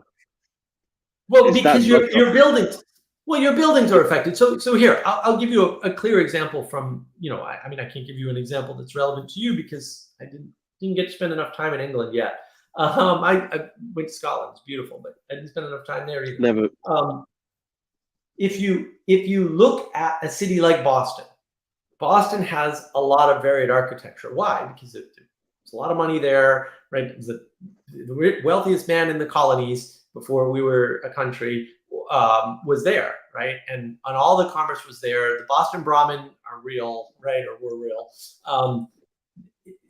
That was the center of that culture. Now you take a similar city where I'm living now. I don't live in that city, but it's 2 hours away. Charleston, South Carolina.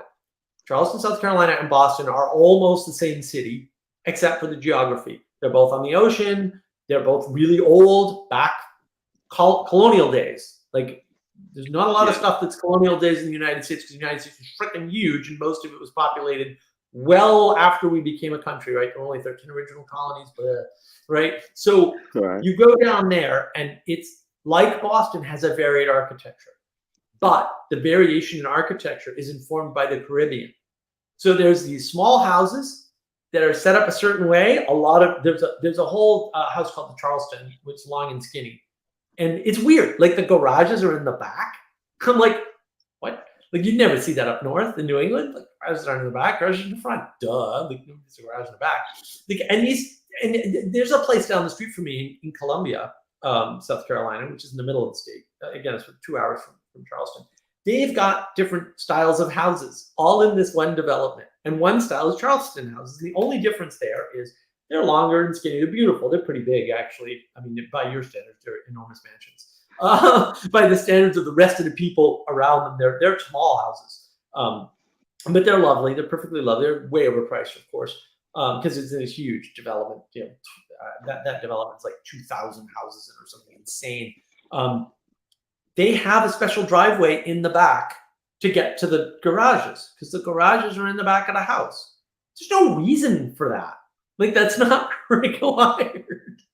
It might be required in Charleston, or it might have been back in the day for geographical reasons, right? But it's not required now, right? But that bleeds in. Well, then how does that affect your food, right? Because the food that they eat.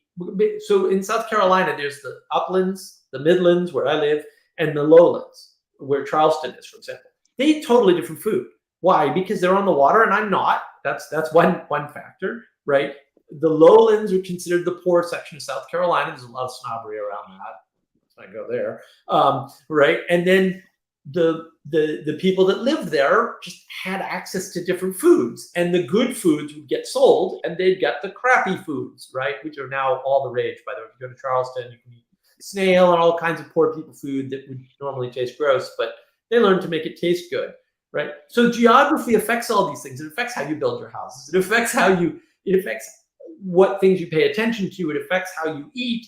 It affects when you eat, what fasting means. Like all of these things are affected by geography, because availability matters, and it matters less now, but it doesn't not matter, right? Like, down here, I won't eat lobster. Why? Because I'm from freaking Boston, and you guys don't have lobster in the South. I'm sorry. Like, they don't even have lobsters. These little things, and they think they're lobsters. I'm like, that's not freaking lobster. Lobster's up in Maine. Let me show you a lobster, buddy. In the cold water where the rocks are, that's where the big, yummy lobsters grow. I'm not a particular fan of lobster, but all these things affect everything. I don't know much about architecture, but I can go off it, and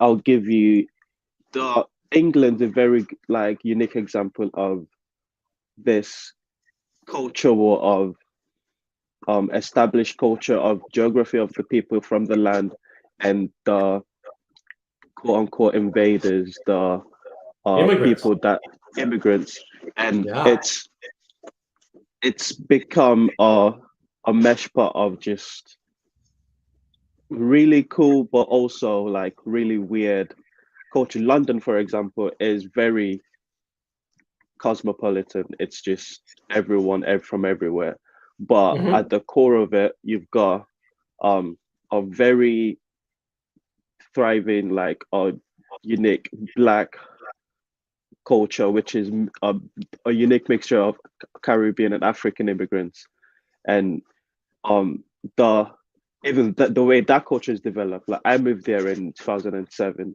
and I've seen the way that culture is developed, because when I first moved there, it was a brotherly rivalry between the the Caribbeans and the Africans, and the Caribbeans had like the established culture, like most of the slang were Caribbean slang, but over time, I've seen how the African, especially Nigerian slang, has been incorporated into British slang, and you've just got this really unique development of cultures. But that's also in a already established, like the East End culture is a very Cockney culture, and you've got this both these things like exist in London. And like when describing the London culture, I still don't see how the frame of culture versus no culture is right. I think it's still different cultures trying to work together to create new culture, and I think that's the culture war. It's like the friction of trying to see how other cultures fit together. Does that make sense? Well, I mean, look, there's a case to be made for cultural integration, but that case for me is a time case. How many people are you bringing in over time, right? And so, and I mean, look, I can't speak to England and Europe in general. There are some things I know from talking to way too many people that don't live in the United States for sure, but in the United States, almost all the people that came here up until very, very recently wanted what we had and were willing to learn the language. We're very proud of learning the language. We're very proud of getting citizenship because they agreed with our values.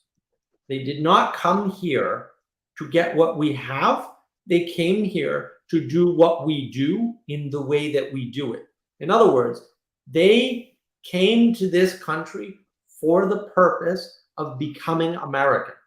They did not come to this country for the purpose I disagree with that. culture. I disagree with that. I've as an immigrant,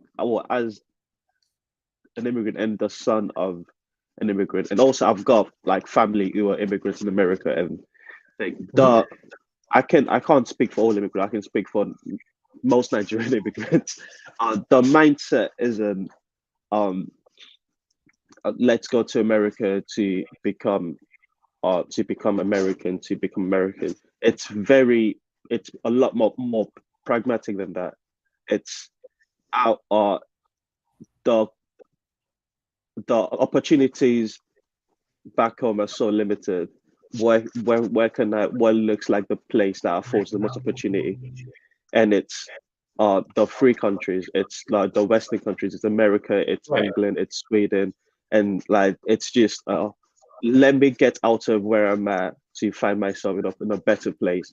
And the culture aspect, culturally, uh, especially first gen like and second generation immigrants still identify way more with their with where they came from Sure. than America. And culturally it's always like I can speak to because I've gone through the experience. It's always trying to adjust where can I find commonality in culture, and where you find commonality, like you kind of exaggerate that a little bit, and then like where there are no commonality, like you kind of keep that private, and like just trying to just how much of it's not when they come to America to become American. It's like it's more when they get to America, then they discover America, and then you get to pick and choose which one you assimilate with.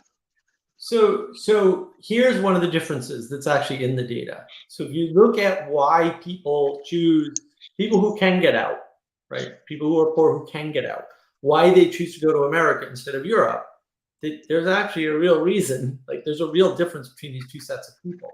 And that difference is the people that are really willing to work really hard because they think that, who are used to working hard or want to see the fruits of working hard, they all want to go to America because they recognize that in Europe, your options are limited.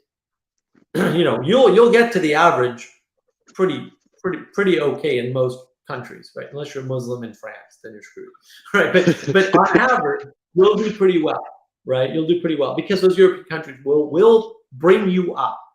But what you won't do is get wealthy. Like that's extremely unusual because, contrary to what everybody seems to believe, because nobody ever looks at numbers, apparently, they just want to believe their own magical numbers. The income mobility in the US is way higher than anywhere else. Way higher, right? What's income mobility? So income mobility is the ability to move from having nothing to being a millionaire. Like, yes, got it. There are more people in the 1% of the United States that weren't in the 1% a year ago, or when they were 10 years before they got in the 1% than anywhere else in the world, right? Yeah, in other words, our 1% it consists of people who earned it while they were here from being poor, and that doesn't happen anywhere near as often. Yeah, I think I agree with that. Like in my experience also, I can agree with that because I think what you're saying is the most opportunistic people, if given the choice, will choose to go to America, and that completely right. But that's wrapped up in values, and that doesn't preclude the integration as long as you do it slowly enough. It doesn't preclude the integration because look. In Boston, so where I grew up, actually I grew up in Lowell. So the thing about Lowell is that Lowell is the most integrated and cosmopolitan city in the United States for a very long time. And that is because it was where the Industrial Revolution came from. And when the mill girls got screwed over by the mills, by the second generation mill owners who bought the mills from the people who came up with the mills, basically, when they took over, they screwed over the mill girls and they started bringing in immigrants. Right. I think at first it was the Irish, although it might not be. So what happened in Lowell is you've got an Irish neighborhood, you've got a Greek neighborhood, you've got a Polish neighborhood, and then you had Laotians and Cambodians come in after Vietnam. Like, it is ridiculous. At one point, in fact, it might be more immigrants now than white people in Lowell, Massachusetts. It might have been that way for a while. I haven't tracked the numbers because I moved out a long time ago, but. Certainly, it's very mixed, but all the ethnic neighborhoods are intact. And it's not a cultural issue because the individual cultures don't matter as much as the culture of virtues and values that people are going after. So Puritans in particular, then this works way better in the Northeast than it does in the South. Puritans in particular don't care about anything except your freaking work ethic and the fact that you believe in God. It doesn't. They don't care how you believe in God. They don't want to talk about religion, and they never do. It's impolite in New England to discuss, to bring up religion. Not that it doesn't get discussed, but you're not supposed to ask somebody. Down south, you're supposed to ask them what church they go to, so you know something about them, which is a problem for me because I don't go to a church, so it doesn't work. But it's very different, just north to south. And then there's more than that. Colin Woodard has a great book called American Nations. Everybody should read it. You'll understand things about America. They're just amazing. But it's the integration still happens, right? And being able to have shared virtues and values, to the point here that Anselman's making, right? Being able to have shared virtues and values is the thing that facilitates the integration. Integration of different cultures isn't a problem. And then it's not a war, it's an integration.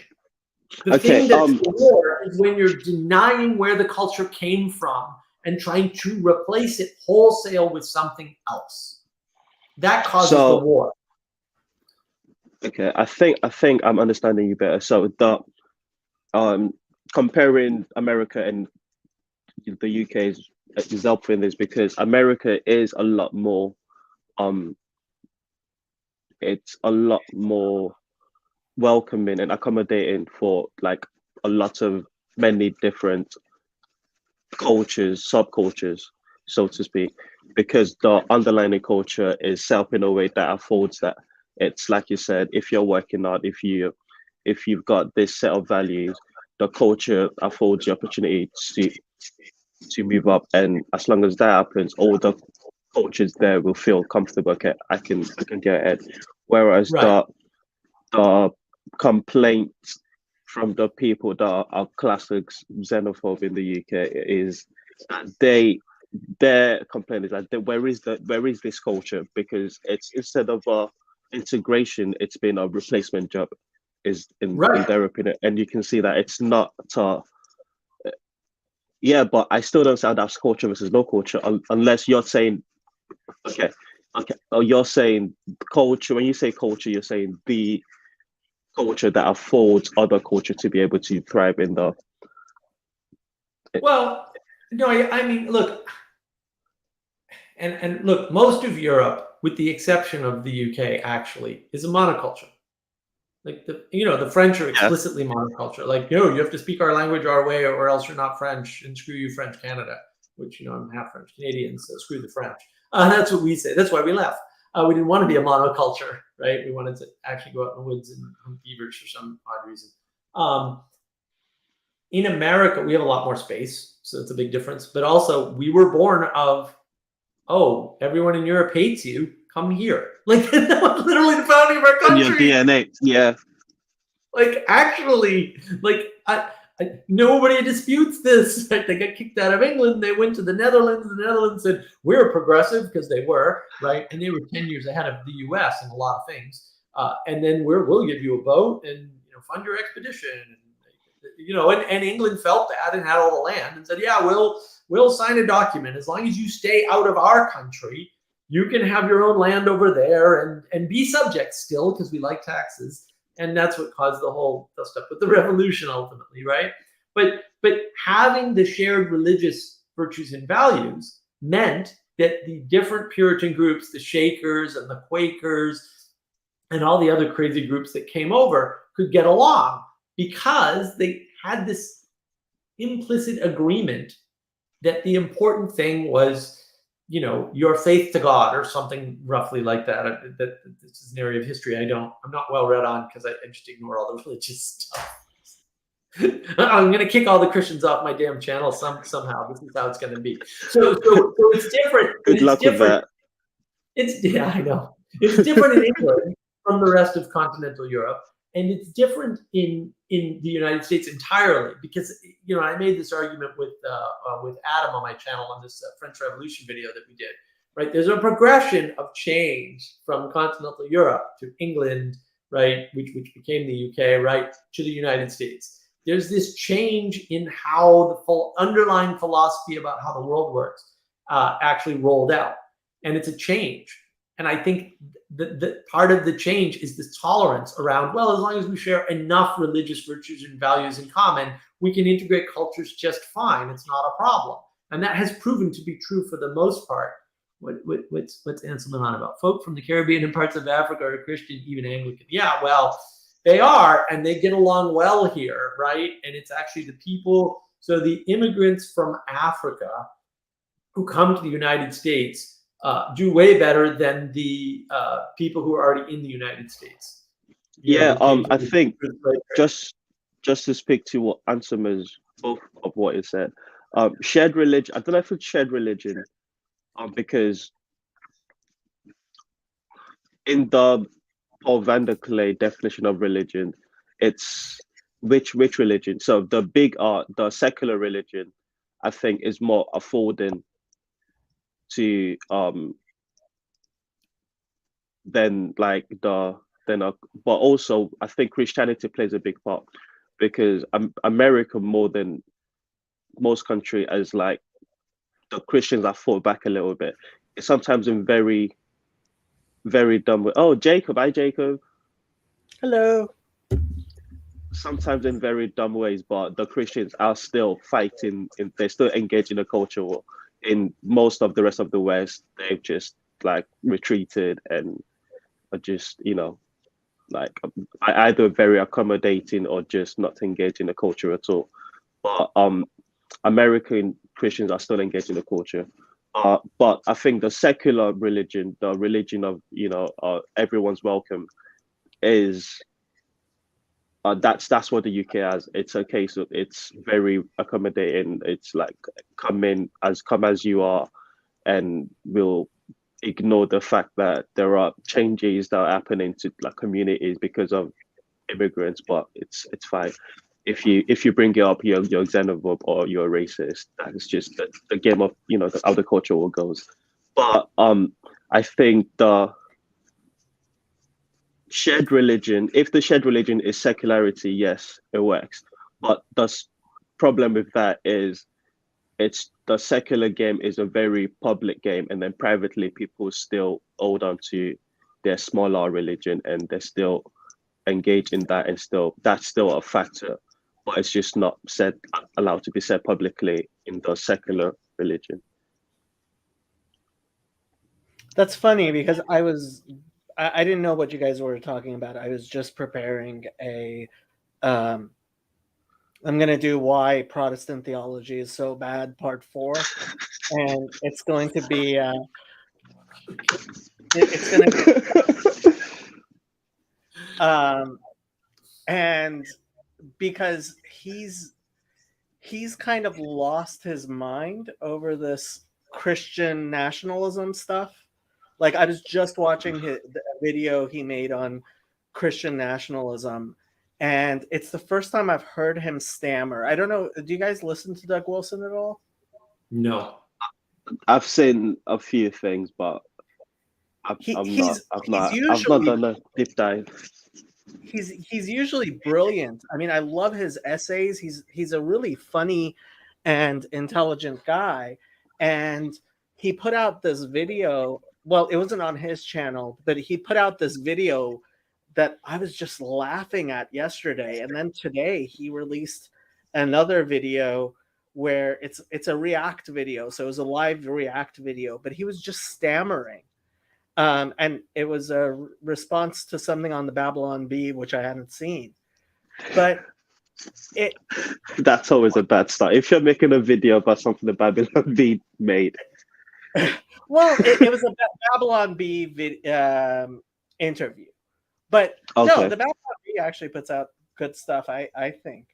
But, yeah, I think brilliant stuff, but usually satirical and not to be taken too seriously.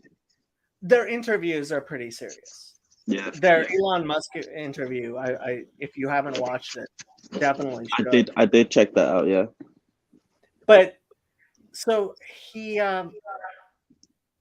seems not to understand that secularity is a Christian, well, I would say a Jewish invention, but certainly a Christian. So Father Eric is a secular priest. The idea of the secular is incredibly, if you didn't see his pyrotechnics, his No Quarter November video. It's actually hilarious. It was very well done. I generally like Doug Wilson, but with the Christian nationalism stuff, he seems to kind of have lost his mind. And I know that Paul a while back contributed a chapter to a book where he wrote an essay, and I haven't seen the essay. I don't know if it's been published, but about how secularity is a Christian innovation, and it is. Well, again, I would say it's a Jewish innovation, but it's a Jewish innovation that's been given to the world through Christianity. And can you flush that out a little bit? It is a Jewish innovation that's been given to the world through Christianity.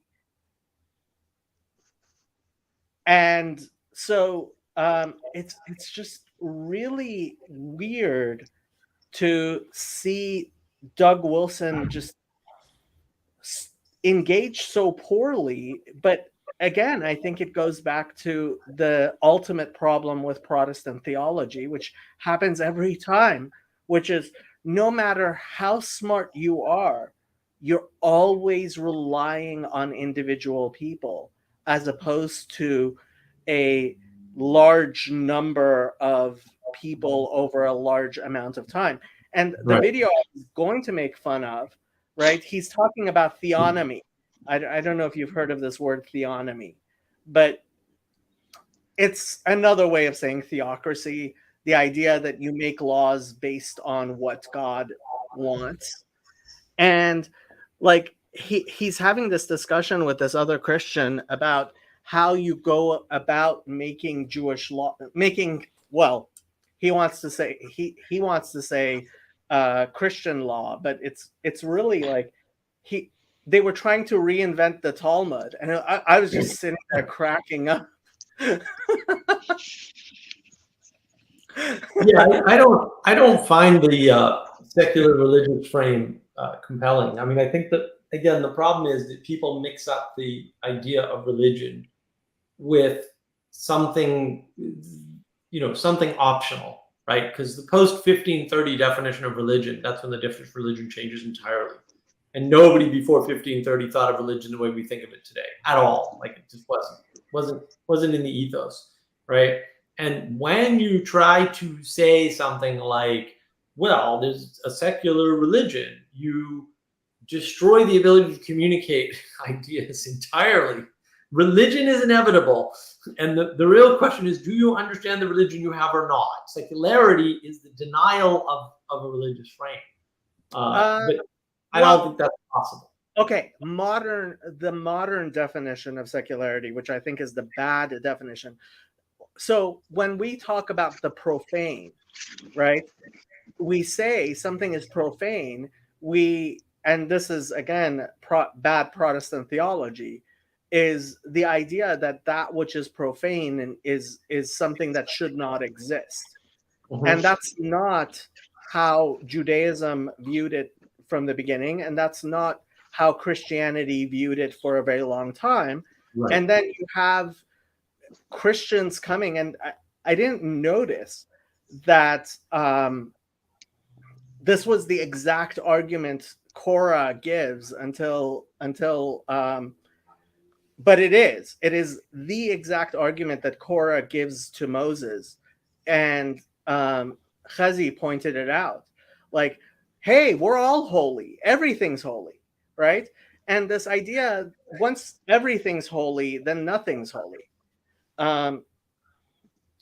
Again, I mean, part of what really was funny in his reaction video was the guy points out that, oh, if you want a Christian nation here in the United States, well, it's going to be Roman Catholic, right? Yeah. Because nothing else can hold a nation. Yeah, it's like if you're going to pick one form of Christianity to rule over the United States, it's going to be Roman Catholicism, right? And Doug Wilson's response was, "That's a side issue. I'm not going to address it." Yeah, well, I like this The concept. unification of a church is a side issue. Yeah, Anselman says, Christ's kingship over the nations is a shared concept, whether Calvinist, Roman Catholic, or Anglican. Look, Well, I'm just going to come out and say it. Well, no, I'm going to come out and say it. No, okay, no. The nation is separated by render unto Caesar and by the actions of Jesus, not just render unto Caesar, but the cross, the whole thing. They're separate entities. They're separate principalities. And from those two separate principalities springs a third of money or economics. And that's why there are 3 principalities. See my video on navigating patterns. I'm just saying. It's the best way to think about it, honestly. And when you try to flatten the world again because you want things to be simpler, you make a mistake. That's an error. I want to let Tayo speak, but responding to Anselman about Christianity, this is somebody who doesn't know what he's talking about. Don't do Yeah. No, you have to dismiss somebody who's it's all noise. You just have to dismiss what they say. What Anselman I think is referring to is, because I did not disagree with his statement, but I disagree with the way you guys are engaged with it. And I think I disagree with the way he's engaging with it. It's the kingship it's not over the nations, it's Christ's return, and then there will be one nation under Christ. It's not a now thing, it's a resurrection thing. It's not something that we're meant to bring forth now. I found Paul's video yesterday. Sorry, is there feedback from me? Yeah, I found Paul's video yesterday. Interesting, of the book Reformations, speaking about just the shit as I was going on in the church before, just all the corruption, all of it, and also the overreaction that came. Like Jacob, you mentioned the profane. Everything became profane. It's like all rituals. It's like whilst the Catholic Church was trying to combat magic and other things, the Protestants were saying everything the Catholics do it can also be chucked under that bracket. It's just a messy situation that I think Paul's right, we're still trying to figure out, like the mess from that. And part of that is I think one of the solutions that we came up with was secularity, and it's like what came up with, what rediscovered, whichever way you want to say it. And I think it served us well, but in like the 21st century, we're gonna have to come up with a new way to engage, because it's no longer working. Okay, I love this is one of my favorite paintings. Oh, yeah. This is the cadaver synod of Pope Formosa, and so they dug him up to have Formosus. They dug him up in order to convict him of heresy, and they actually had a trial of his dead body. Hey man, it was wacky times, bro. What can I tell you?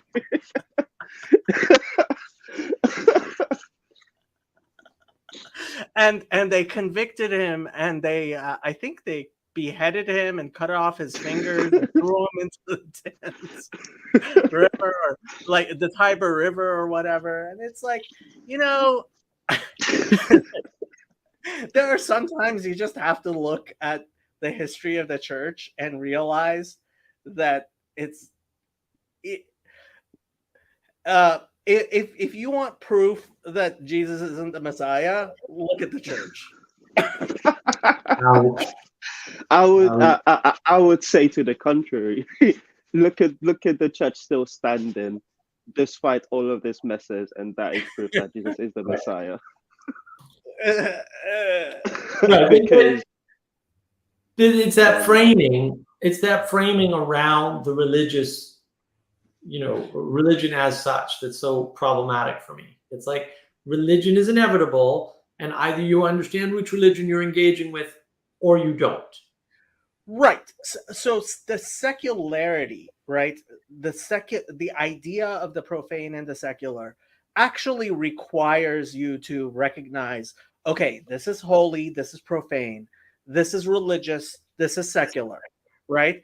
And without the religious and without the holy, you can't have a profane and secular.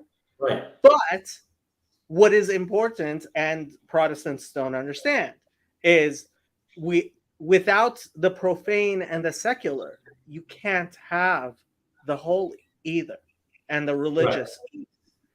Because once everything is religious, Right. then nothing is religious. Right. Well, that's Puritanism, right? That's what happens with Puritanism. You make everything about religion, and all of a sudden, look, I mean, the Puritans came to the North America and tried to build the shining city on the hill, and they failed for a reason. And like, they continue to fail for a reason, by the way. Right. And some of them continue to try, but like, yeah, you can't do that. You have to render unto Caesar, man. Like, it's not that hard. The nation belongs to Caesar. It just does. I'm sorry. Are you supposed to be subservient in your service all the way up to God? Yes. And sometimes that means that Caesar throws you to the lions. That is why, as I have said many times, Christians are for lions. And this is actually Ethan, I think it was Ethan that said, if you want to get rid of the Christians on Navigating Patterns, do a video on Christians are for lions, and they'll all unsubscribe, which is just a joke, by the way, but I found it very funny. And I may actually do that video. But do it. Guys, this has been really fun. I feel like I've got to meet two of the OGs, and it's nice to connect with you guys, but it's also 3 a.m. and I'll try to get some sleep. But catch you guys. Well, thank you, Ken. It was great to have you stop in. I hope you stop in again sometime soon. Will do. Cheers. Bye. Cheers. The thing with Anselman is, yeah, I mean, he thinks I'm ignorant, and the fact is he's ignorant. And the only way to resolve something like that is to actually look at reality. And what a lot of people don't want, they just want to be nice. They don't want to look at the fact that, okay, look, Anselman, I'm glad he's watching. He's welcome to watch. But like, if he were on here, I would kick him off because he knows nothing, and he's very loud about his ignorance.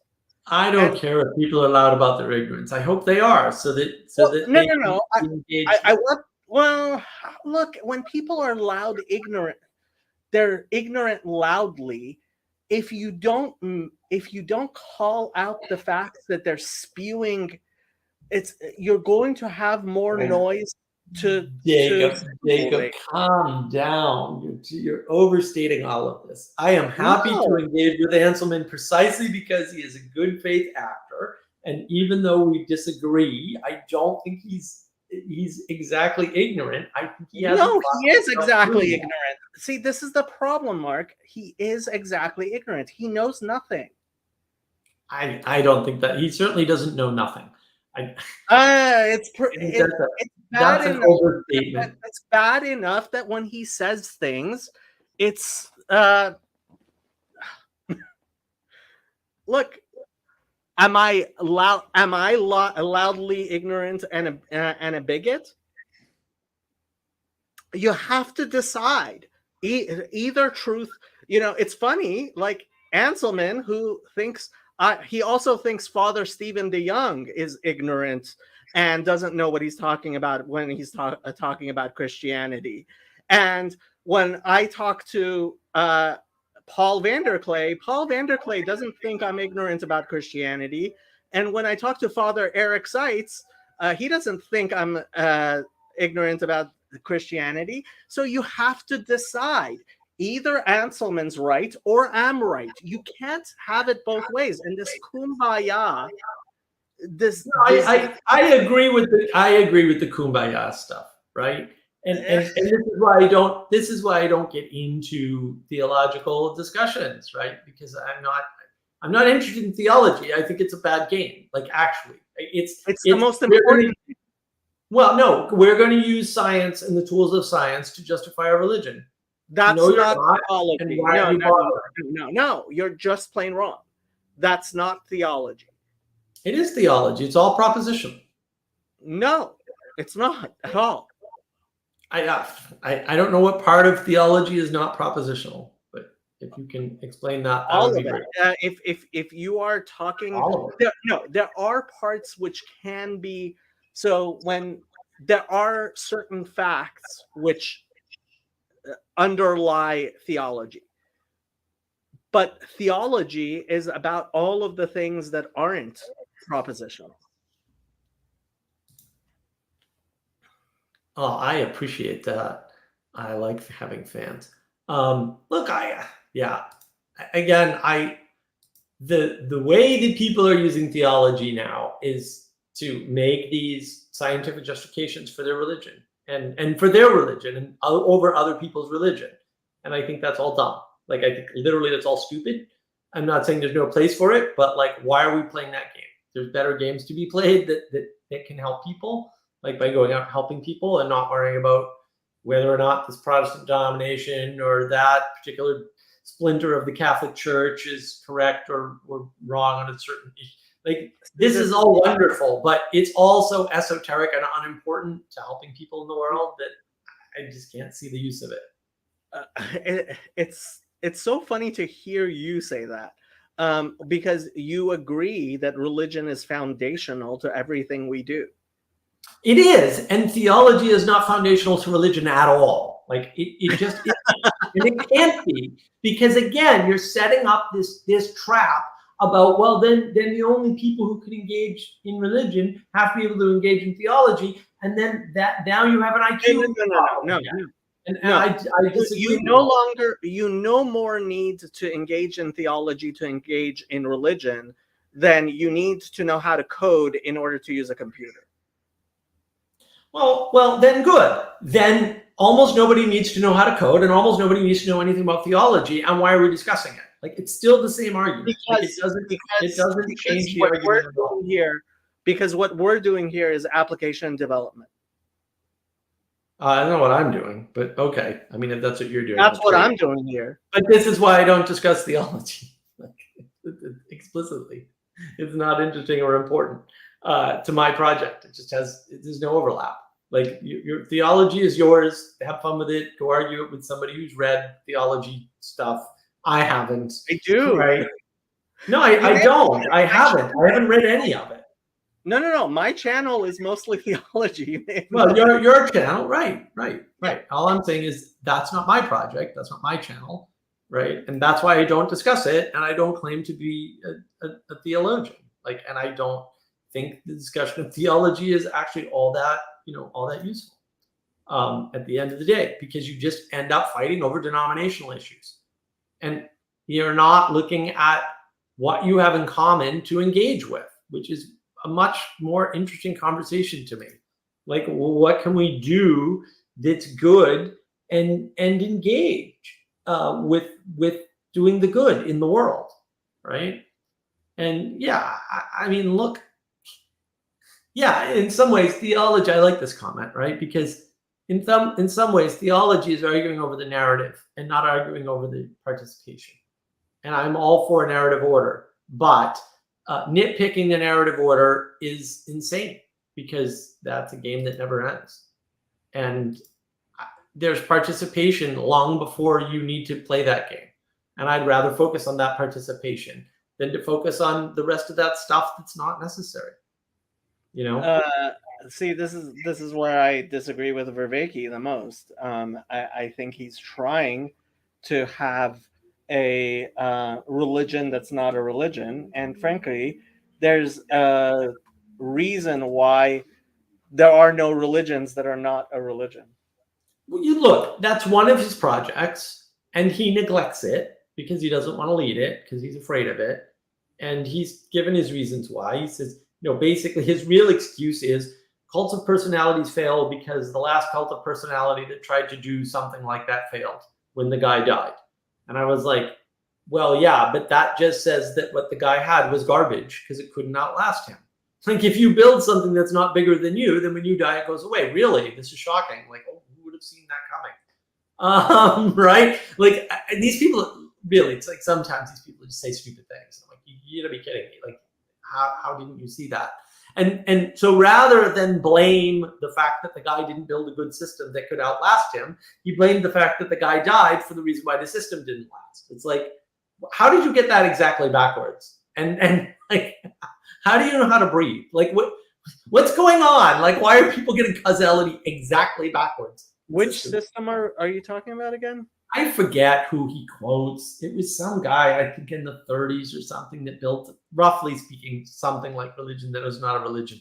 And when the guy died, it went away. And then, people point to other things. Like Rudolf Steiner is one that gets pointed to. He's very close to religion that's not a religion, and it outlasted him.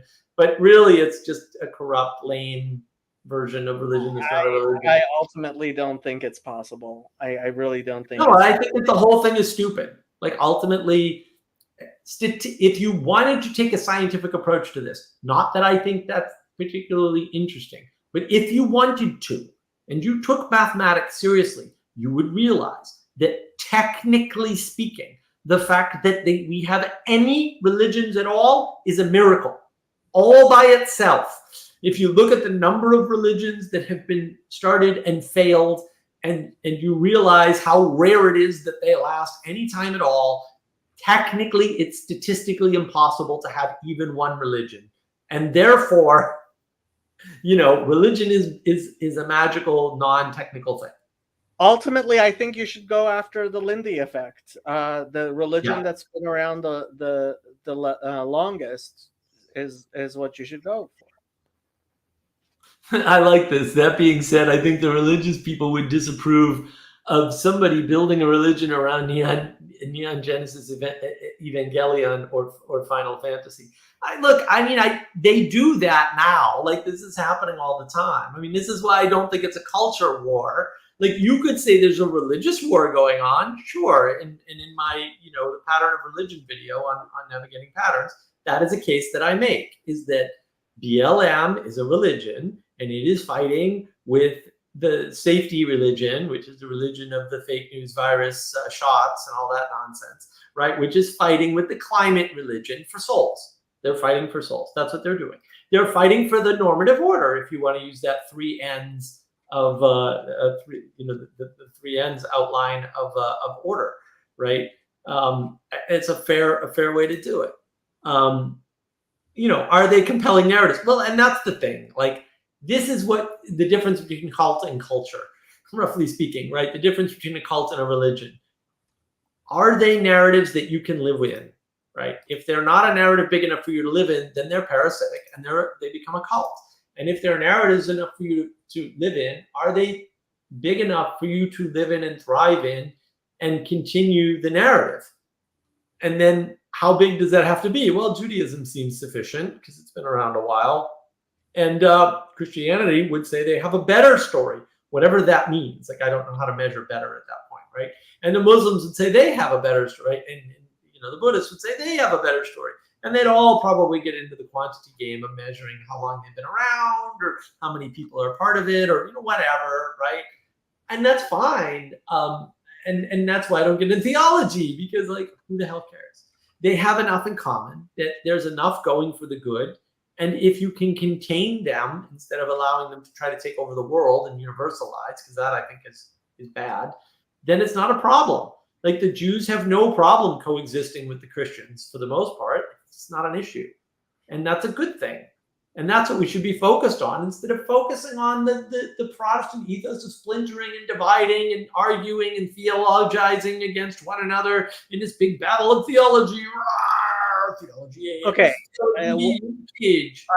I will agree with you, and it is mostly just Protestant. It's not even a lot of Christianity.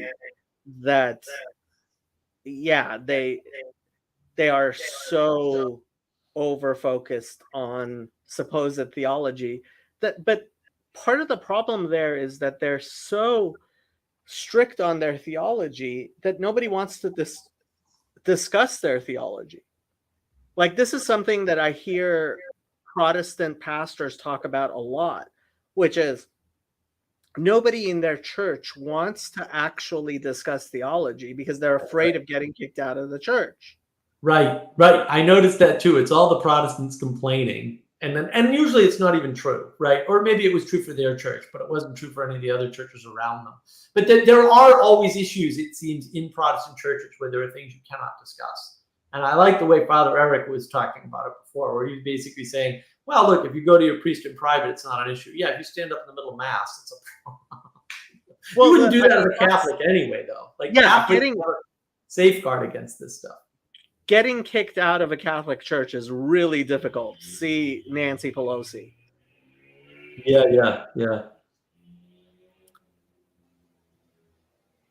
I mean, it's not a coincidence, right? It's not a coincidence because you see clones in a lot of the popular movies and media. Yeah, the movies and media are driving a lot of stuff, and you do see a lot of things in there. And I talk about that on my other channel, on my private YouTube channel. That's not private. On my personal YouTube channel, I talk about some of those patterns because I really like what the Anadromist did, what Burn Power did with the How We Got Here series. For example, Tony Stark is a kind of Christ figure. Yeah, when he sacrifices himself. Well, look, the thing that I've been doing lately is checking out these stories, and I just did this recently with, like I said, I'm rewatching Andromeda. Fascinating.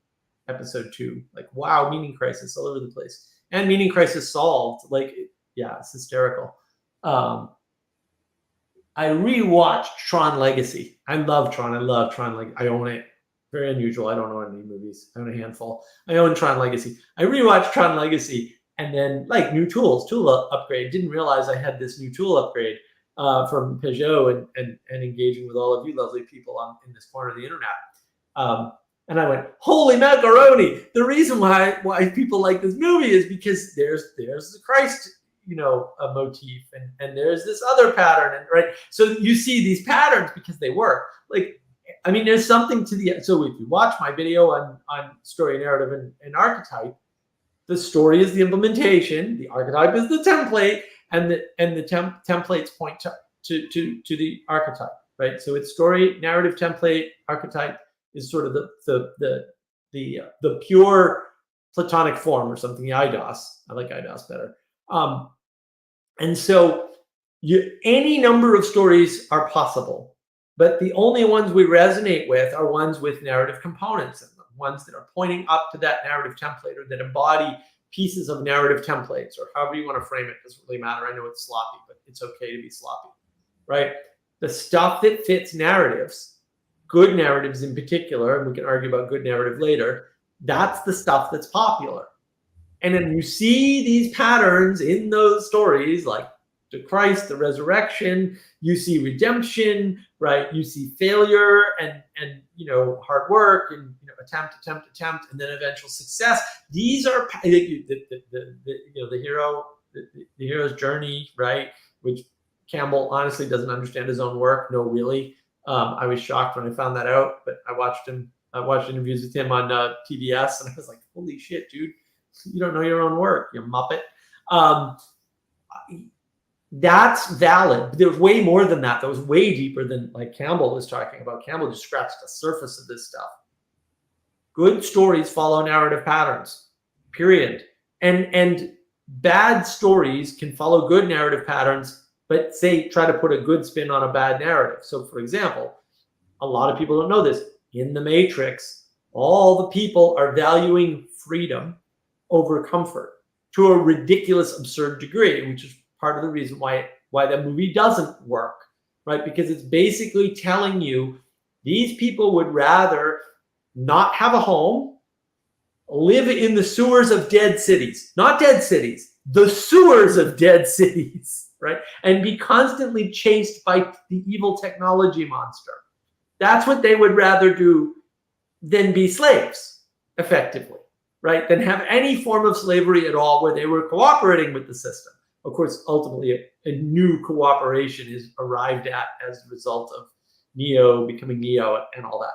But the point is, in the beginning, they'd really rather live in someplace that can't eat real food, and they're eating slop that barely keeps them alive. Like, this is explicit in the film, right? And so, in a way, those narrative patterns are there, but there's no redemption. There's redemption for single characters, no redemption for humankind. there's no development arc for the rest of the characters. Like they don't. There's only one character arc in the first movie. It's really weird. So there's there's the Jesus thing. There's this definite resurrection. There's the partial development of Neo into the One, roughly speaking. But there's no character development before that, for example, right? And the opportunity is there in Metacortex when the guy says, or you choose to show up at work on time because you're part of the system, and he rejects all of that, right? And people miss all these that's bad narrative. It's within the narrative pattern, but it's bad messaging around the narrative. And that causes friction that we don't even realize. We get colonized by it, we'll say subconsciously. And look, there's all kinds of little hints in the Matrix, like cipher, meaning zero in Arabic, or empty, empty, right? And he is the betrayer. Emptiness, nihilism is the betrayer. That's good narrative. That's why that character works so well. And he has an arc, right? And he gets sacrificed for his bad behavior, roughly speaking. And that's good. He gets defeated by the forces of good. Like, definitely. But it's couched within this other narrative. And that's part of why I want to do my framing video, because it's really hard to see narratives, especially in the postmodern error, as I like to call it, not era, but error, because these frames are getting embedded and they're getting twisted, and people are using them against you in ways you don't understand. And then you fall into the trap of believing you can do the same thing to some extent. And then bang, the red brick wall of reality and your car meet at 90 miles an hour, and there's pieces everywhere. And now you have to pick them up and reconstruct. And that's a problem. Like, this is bad. I don't like that. A lot of people just suicide out. A lot of people just hit the drugs, and that's the end of them, and it's no good. I don't like any of it. I don't want to have people hit bottom to save them. I think that's a terrible strategy. And maybe it's necessary, but I'm still going to try for better, because I'm aiming at the good. What do you think of that outline, Jacob, with the story, narrative, and archetype? What was going through my mind was Pajot constantly saying that Jesus's story is the perfect story, and the fact that it's just a bad idea to have a perfect story. And so, that would be my argument too. If that's, when you were saying there's no character development other than for Neo, it's like, well, of course not, because it's all about, well, I mean, the Coen brothers, not the individual now, they were trying to steal from many, many different things. Well, I shouldn't say steal. They were trying to use many, many things. And I loved the first movie so much that I ended up watching the second and the third, and they were progressively worse, like so many things are, because we have a society that seems to be losing its steam. Yeah, well, look, I often use the Matrix for this example. I don't agree. I think, look, the second and third movies had too much flash and flare. The fight scenes were too long, right? They were focused too much on that. But the philosophy was deeper. So there was less philosophy, but it was much deeper. They were deeper down the deeper rabbit holes, I would say. And that I actually really liked. I like that about the second and third movies. But I think that when you ask somebody what makes The Matrix a good movie, and it's a good example to use, they will say something like, oh, that cool special effect, that bullet time effect, right? Or they will say something like, oh, well, the care in the cinematography, because there was a lot of care in the cinematography for sure. And these are important aspects, right? But the thing that makes a good movie, and this is the thing that Critical Drinker focuses on more than anyone else that I've seen with movie reviews, is the story. how good a story is it? Which is to say, how well are you embodying narrative patterns? And there's way more narrative pattern embodiment in a good movie than you realize until you start looking. And then all of a sudden you find out that Tron Legacy has all of these, like Tron Legacy is a rejection of Western Buddhism and shows the problem with Western Buddhism. And oddly, I didn't see that. And I had seen that movie at least 6 times because I actually love that movie for lots of different reasons. And I had never noticed it until 2 months ago or whatever, when I rewatched the movie because I wasn't feeling well. And then all of a sudden, all these new tools kick in. And I'm like, oh my goodness, I never noticed any of this. What's going on? This is wild. I'm like, they reject Western Buddhism right here and say the problem with inaction is nothing happens. And you're in a stalemate forever. That's a theme in Tron Legacy. Like it's one of the core themes in Tron Legacy. The other one is the sacrifice, the father sacrifices for the son to save the son. Right. And also the future, right, which is embodied in the feminine character. Like it's all right there. It's really brilliant. It's a much more brilliant movie than I was appreciating before. And it's easy to say, well, what's right about that movie? Well, it's got cool special effects and it's got cool characters and there's a character development arc, but it's actually so much more. And when we go to make a sequel, and you see this in the Matrix sequels, what made the movie cool? Bullet time. I know, let's put twice as much bullet time in the freaking movie. No, you ruined the movie by doing that. It would have been a much better movie. Not that it wasn't a good movie. I still like the second and third movies. Would have been a much better movie if you cut each of those action scenes in half. The action scenes themselves would have been better, and the movie would have been better. The storyline would have been much more fun. When was Tron Legacy made? I don't remember. 2014? No wonder I didn't see it. I refuse to go see any movie made after the year 2000 unless several people recommend it to me. I went and saw Joker and I liked it. But Joker was awesome. Yeah. I mean, it was still a deeply left-wing liberal movie, but it was still a work of art as opposed to a work of propaganda. By the way, not sure if you're aware of what's been going on Twitter the last few hours, but like not the last few hours, no. A bunch of left-wing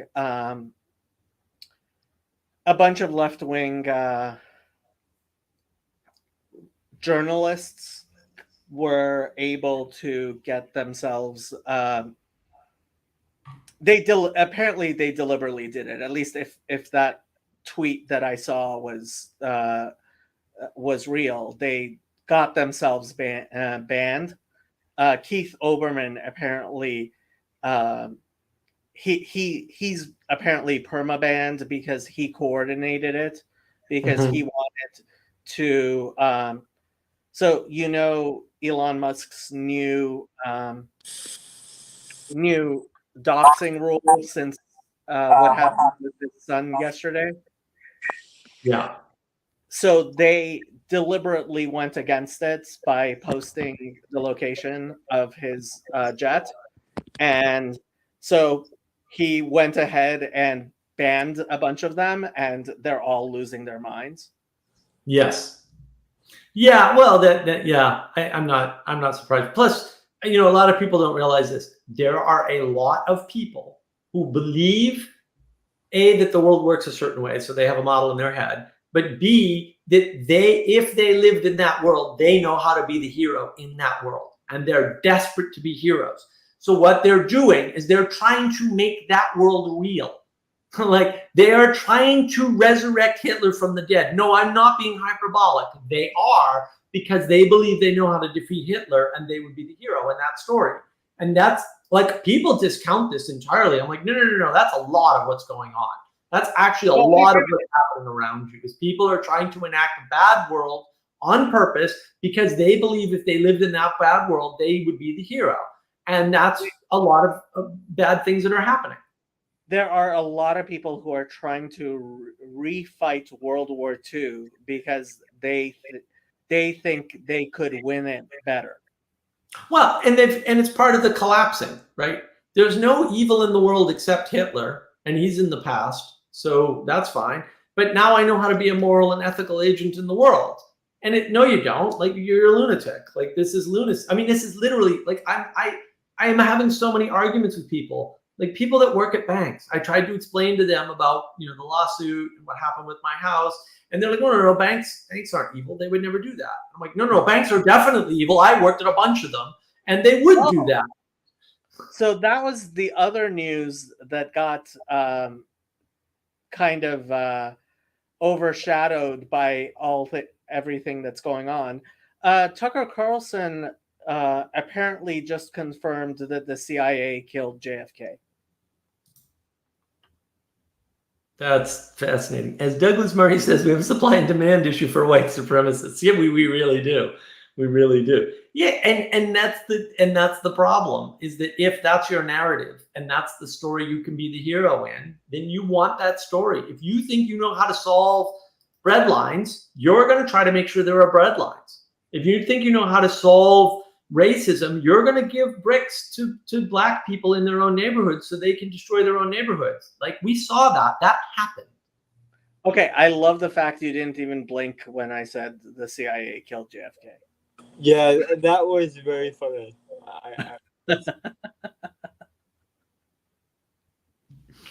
I wasn't going to go down that rabbit hole. I thought you were like, well, everybody knew that. Why is this news? I have my own theories. Richard, welcome. What tickled your fancy enough to come up and join us? Well, you were talking about Tron Legacy, and I think Tron Legacy was the first film in which I cried at the end, as like a little wee boy seeing the father sacrifice for his son. So that reminded me of touching memories. So. That's fascinating. I like that. That's an interesting story. I have been outed, unfortunately. Damn it. I did wink or wince or whatever, but just not with the eye you can see. I think that is probably accurate. I've been outed by my own audience. Betrayers, all of you. Yeah, I mean, I can see why people would cry at Tron Legacy, especially a child, because there is that sacrificial element, and the story's brilliant. And man, the thing that blew me away about that movie was the music. And it turns out that Daft Punk did a bunch of interesting and unique things, when making that soundtrack. And I love Daft Punk anyway, but like that really puts it over the edge. The music they did for that movie is really good, but the story's really good too. I thought if it's not Beethoven, you don't listen to it. Whoa! No, I don't listen to Beethoven all that often, unfortunately. Usually, when I'm in the bath for a long time, I'll put on Beethoven Sixth and relax. But that's not my classical. Is not my go-to. Lately, jazz has been tickling my fancy. Jazz. What kind of jazz, Mark? I like a lot of the improv jazz stuff, which is very hard to find because the radio is full of radio type jazz, and some of that's okay. But I like going out to, if I can get out somewhere where they're playing jazz and I'm feeling well enough to do that, then I will go out and catch a bar with a jazz band. Yeah, but I like the really impromptu, crazy jazz stuff that's not too crazy. Yeah. Me too. That's my favorite stuff as well. But some of the classic jazz, like Dizzy Gillespie and stuff like, some of these guys, they've just done some great work, even though it's recorded. But I still go to rock and roll and listen to a lot of rock music. And actually today's been a very strange day because I've had various Tool songs running through my head. I'm like, we need to play some Tool. That's what we need to do. That's when things get done. I play Tool, everything happens all at once because I just run it 1,000 miles an hour. And just really? That's interesting. My father dragged me to a Tool concert in Vegas. Oh, wow. I think that was earlier this year. And that was shocking. Because that was my first really heavy rock sort of concert, and it was a lot. It was good though. It was good. Tool is amazing. They are a transcendently good band. Like Yeah. it's, you know, Oh yeah. there's a handful of good bands, and they're like in that handful for sure. Yeah. I'm gonna go prepare my video attack on Doug Wilson. I'll talk to you guys later. See you, Jacob. Good to see you. Right. Thanks for stopping in. Yeah. So Richard, I don't know if you've. So one thing that I turned people onto was, oh, you know, if you were into Metallica or Tool or any of those guys, try listening to some of those songs after doing Maps of Meaning. Talk about patterns. So Right. in particular, Tool 46 and 2. Like the whole meaning of 46 and 2 changes when you know a little bit of Jung, especially if you've engaged with Peterson. Like that whole thing just changes the whole song, like just alters. And it's like, oh wow. And that's a change in framing, Huh. Interesting. you know?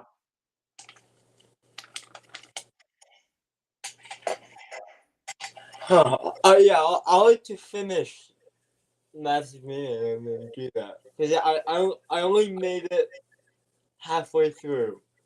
I was doing it for a school project. The book, I mean, I'm just watching the lecture series the alone. The book is worth it. I really like the The book. book's insane. Well, Have you so- seen that book? It's nuts. I can't even start it. The audiobook. Do the audiobook. Nah. No, because the No, audiobooks are evil. The only thing more evil than printed books are audiobooks, and you But can't burn them, so I'm really not a fan. The audiobook just feels like Peterson lecturing. Because it's read by Peterson. So it just feels normal. I gotcha. So, I don't. Why are audiobooks evil? I don't retain audiobooks the same way. The same way. Yeah. No, I mean, I listened to Harry Potter and I listened to Dune, the first 2 Dune books, and Yeah. like I can't tell you anything about them. Really? I mean, I got all the themes and everything because I get patterns pretty easily, but Right. I don't remember. Like, and when people talk about stuff, I go, yeah, I knew that, but I can't. Like, I didn't read it, so I'm a visual person, so my eidetic memory, which does work rarely enough, like there's something to that. Like my audio memory is very different. Modifies everything I hear gets modified immediately. Things that I read don't all get modified immediately, but most of them do. Unfortunately, I can't do quotes very well at all. Okay. Yeah, I used to keep quotes like in my wallet and stuff because I couldn't memorize them. Right. Yeah, I've always thought that I was more auditory. But I don't know. I need to think about it more because, the whole podcast and YouTube thing makes it seem like I'm auditory. But but then I've tried some audiobooks, and I feel like it is based on the content. Like some content just goes way over. It probably depends on a lot of factors. So one of the things is I read really slowly because I'm massively dyslexic, like really bad, and people don't notice because it's a lot of effort, but I make it like not obvious. I've got lots of methods to help me, but because I'm dyslexic, I read really slowly, like really, really, really slowly. But that also helps me absorb material. So it's kind of like, oh, well, but this is actually an advantage because otherwise I'd just read too fast and probably retain none of it. That's just a guess.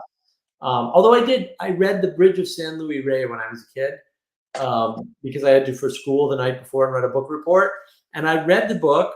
I wrote the book report. I cannot tell you one damn thing about that freaking stupid book. It's a short book too, as I recall. So I think, if I go too fast, I don't retain. Or I don't retain in the same way because the book report I scored fine on it. I test well anyway. Right.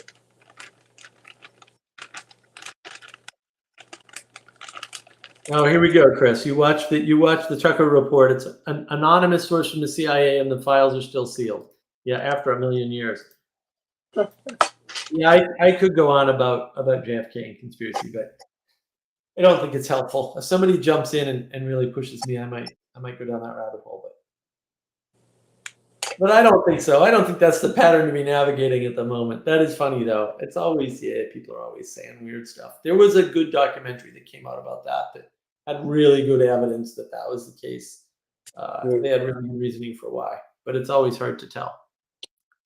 So what's the motive then? The motive? Yeah. The CIA is generally evil, especially back then. But also he was pretty pissed off at them for Bay of Pigs because they did a bunch of sneaky stuff around the Bay of Pigs to force JFK, and he did take responsibility for it, but they're just ungrateful bastards. Aren't they supposed to declassify everything after a period of time legally, or am I making this up? You're not making this up. What you're missing is Congress at the time in the 70s, I think it was, classified all the stuff extra long. And actually, when Bill Clinton was elected, that's one of the things he said: if I'm elected, I'm going to open up these files. And he never did because he's not a good person. It's like the first Satan incarnate president. Really? Yeah, he didn't do that. He also covered up the military for the burning of the illegally burned material at Groom Lake, Area 51. So yeah, there's a lot of bad stuff in Clinton's past for sure around military secrecy. And maybe that's for the best. Like, I don't want to be too harsh. Like, if everybody knew how evil the CIA was, the CIA would be in trouble.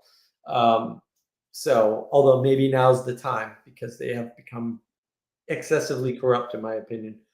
And I could be wrong about that because what do I know? But it's always a possibility that we should consider.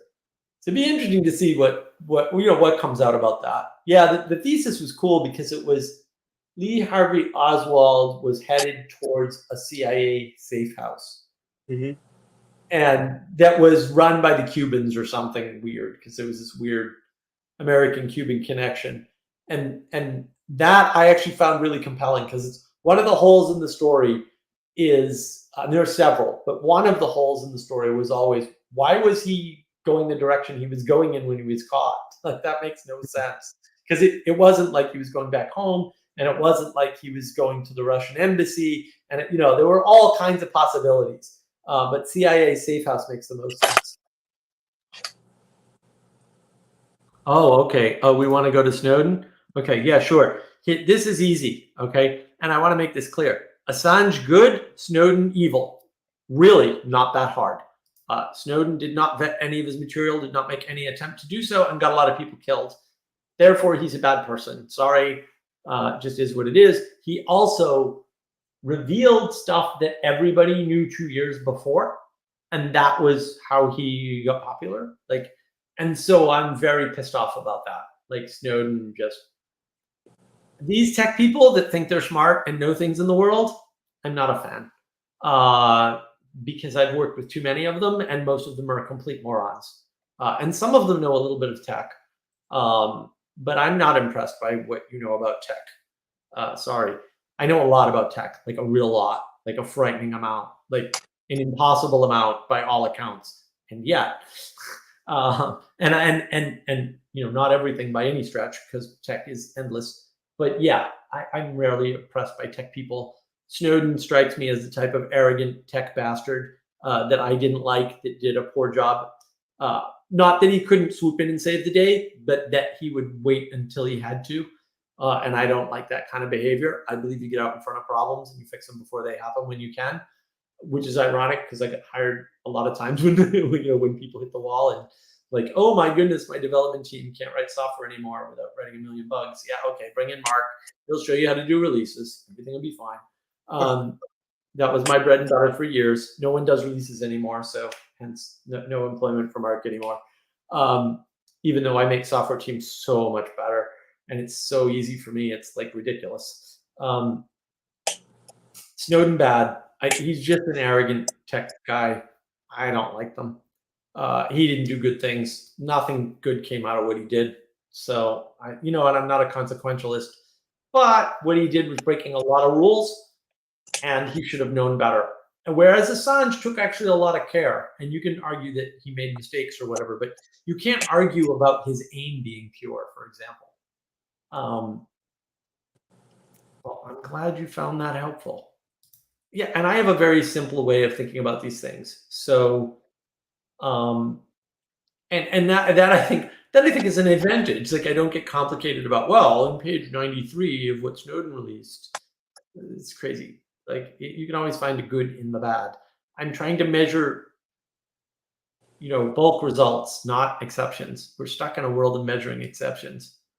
Oh yeah, I like this. Tech is not the same as, say, having a basic clue. Exactly. Well, this is the autism, right? A lot of people with autism do very well in tech. They're high autism materialists, and they can function in tech, and they can't function with people in the real world.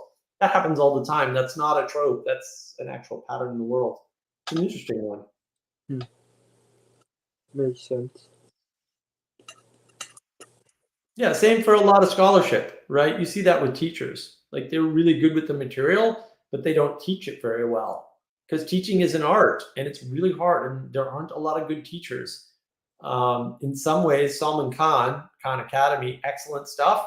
Everybody tried to copy him and almost nobody was successful.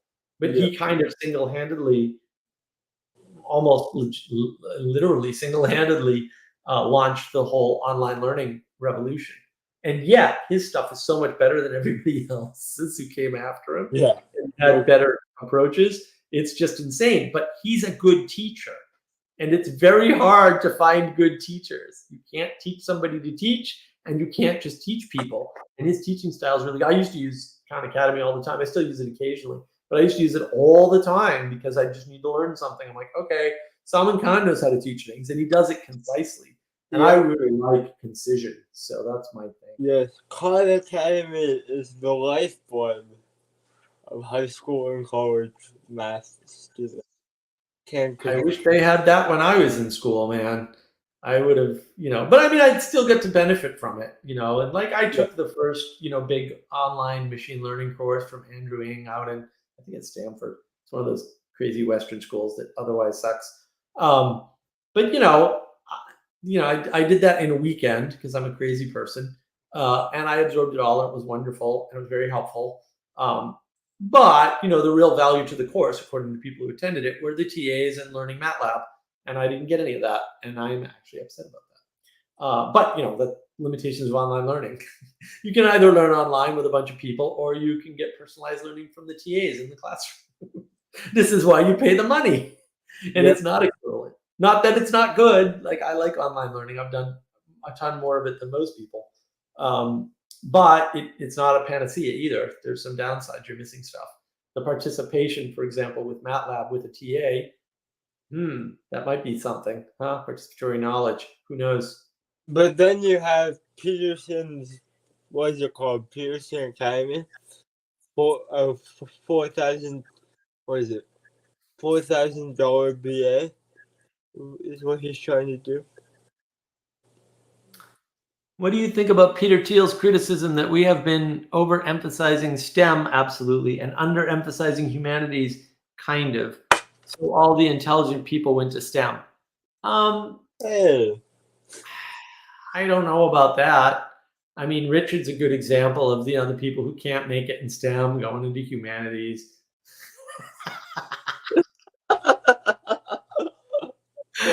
Sorry, Richard, but you're here, and I need a little levity. I see you here. I can do calculus. We could use intelligent people in humanities. Yeah, I think the problem is it's not humanities that we need, it's wisdom. And where you get wisdom from, and this is something, I wish I wasn't fully together at Thunder Bay. I really wanted to mention to Peugeot, to Peterson, that classical liberal is a thing, and liberal is not the same thing. Like there's actually a distinction there. So when you're saying classical liberal, what that means to me, what Peterson's actually saying is that he is a liberal grounded in the classical Greek and Roman tradition and philosophical tradition. And that makes all the difference, because your liberalism is constrained by that set of virtues and values. And the way we use modern liberal, we have removed Plato and Aristotle and, all these other, all the Western canon, actually, roughly speaking. And now liberal doesn't mean anything, because it just means absolute freedom all the time to do whatever you want. And so humanities has become corrupted by that, because it's not humanities, it's a study of the classics. And humanities is a modern corruption of the study of the classics, of the classical way of understanding philosophy as such. And philosophy is different from religion and cannot replace it. I got to do a video on that one of these days, like my conception of philosophy versus religion and why it matters, and what philosophy can and can't do, right? And the boundaries of science. Although you have a video on science, oh shoot, I gotta prep that for tomorrow. I want to release the video on science tomorrow. I've got another video. I'm probably gonna release that, and then I'm gonna try to record 2 more at least by the end of next week, because I want to try to get 2 videos out a week for the rest of December. I wanted to do it for all of December, but I suck. So yeah, I'm gonna push though. I'm gonna do a push here for sure. Yeah, and that's really the problem. All right, see, good. Somebody doesn't hate me. Love the eyeglass. Good. I'm glad somebody loves it. Amazon, like $10, man. Not bad. Handmade too. Very nice. I like that a lot. Yeah, I think that understanding that the humanities are corrupt is important. And I think that what actually happened was, we elevated intelligence through the veneration of knowledge to a high value, when in fact it's worthless and worth nothing. No, really, actually. Stupid, kind people are actually worth something, and intelligent people, if that's all they have, which a lot of them only have that, not Richard, because he's taking humanities, then they're no good to me. Like, honestly, first of all, are you really that intelligent? Like, and second of all, what good is this intelligence of yours doing me? I don't know. And see, this is important. Very cool. Thank you for the positive feedback. Positive feedback, important. All these intelligent naysayers, no good to me. You are no good to me. So, but I mean, I think that's important. It's important to realize that we venerated intelligence and knowledge up to a level. And then everybody went that route, because that gave you a certainty around things. And I liked, who was discussing this earlier? Because this came up earlier today in a video. Oh yeah, I was watching Cale Zeldin's talk with Grim Grizz, which I did not yet finish. I'm in the middle of 3 videos, and I'm like halfway through all of them. Me too. Cale Zeldin was talking to Grim Grizz, and like I'm watching it. It's fascinating. I haven't finished it. It's great. It's great. I'm more than halfway through, I think. Or right about halfway through. And they were talking about the anxiety of the middle class, that the game that they're playing with their children by putting them in these good schools and these good private schools, hoping that they'll get into at least a mid-tier university, and then hoping that that will give them connections and jobs. The anxiety that is not going to work is very high in that group, right? Because they realized this game was stupid, and now that game is crumbling, because it was only, like, you can give PhDs to too many people, and then they drive cabs for a living like they do in Germany. No, really, this has already happened in Germany, right? That's no good. Or in, worse yet, in India, everyone's got a degree in India, and almost nobody's doing degree jobs because there's 8 zillion. Well, okay, so this is an interesting point. I clicked on an old Thomas Sowell video from it was from the 90s, and he made an argument against public schooling by saying that if you force everyone into education, even people who don't want to be educated, then it's like everyone standing in a football stadium. Yep. It's like, and it's like that argument has completely disappeared, which I was pretty Right. shocked by. but I Right. think it does have some merit for sure. Right, exactly. Well, I like what Benjamin Franklin said here. I don't think that's his real name. I mean, it could be, but there could be a potential criticism that Plato, Aristotle, and all have been a subject of a lot of criticism over time, and history is moving, and we have to adapt. Okay, yeah, but that's wrong, and it's obviously wrong because history, if it doesn't repeat, it rhymes. So that destroys that. Also, patterns. Like this is what this is about.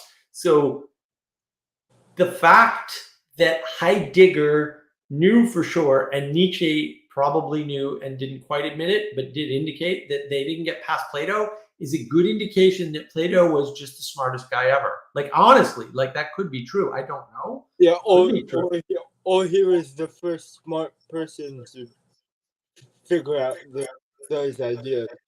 Right. Yeah.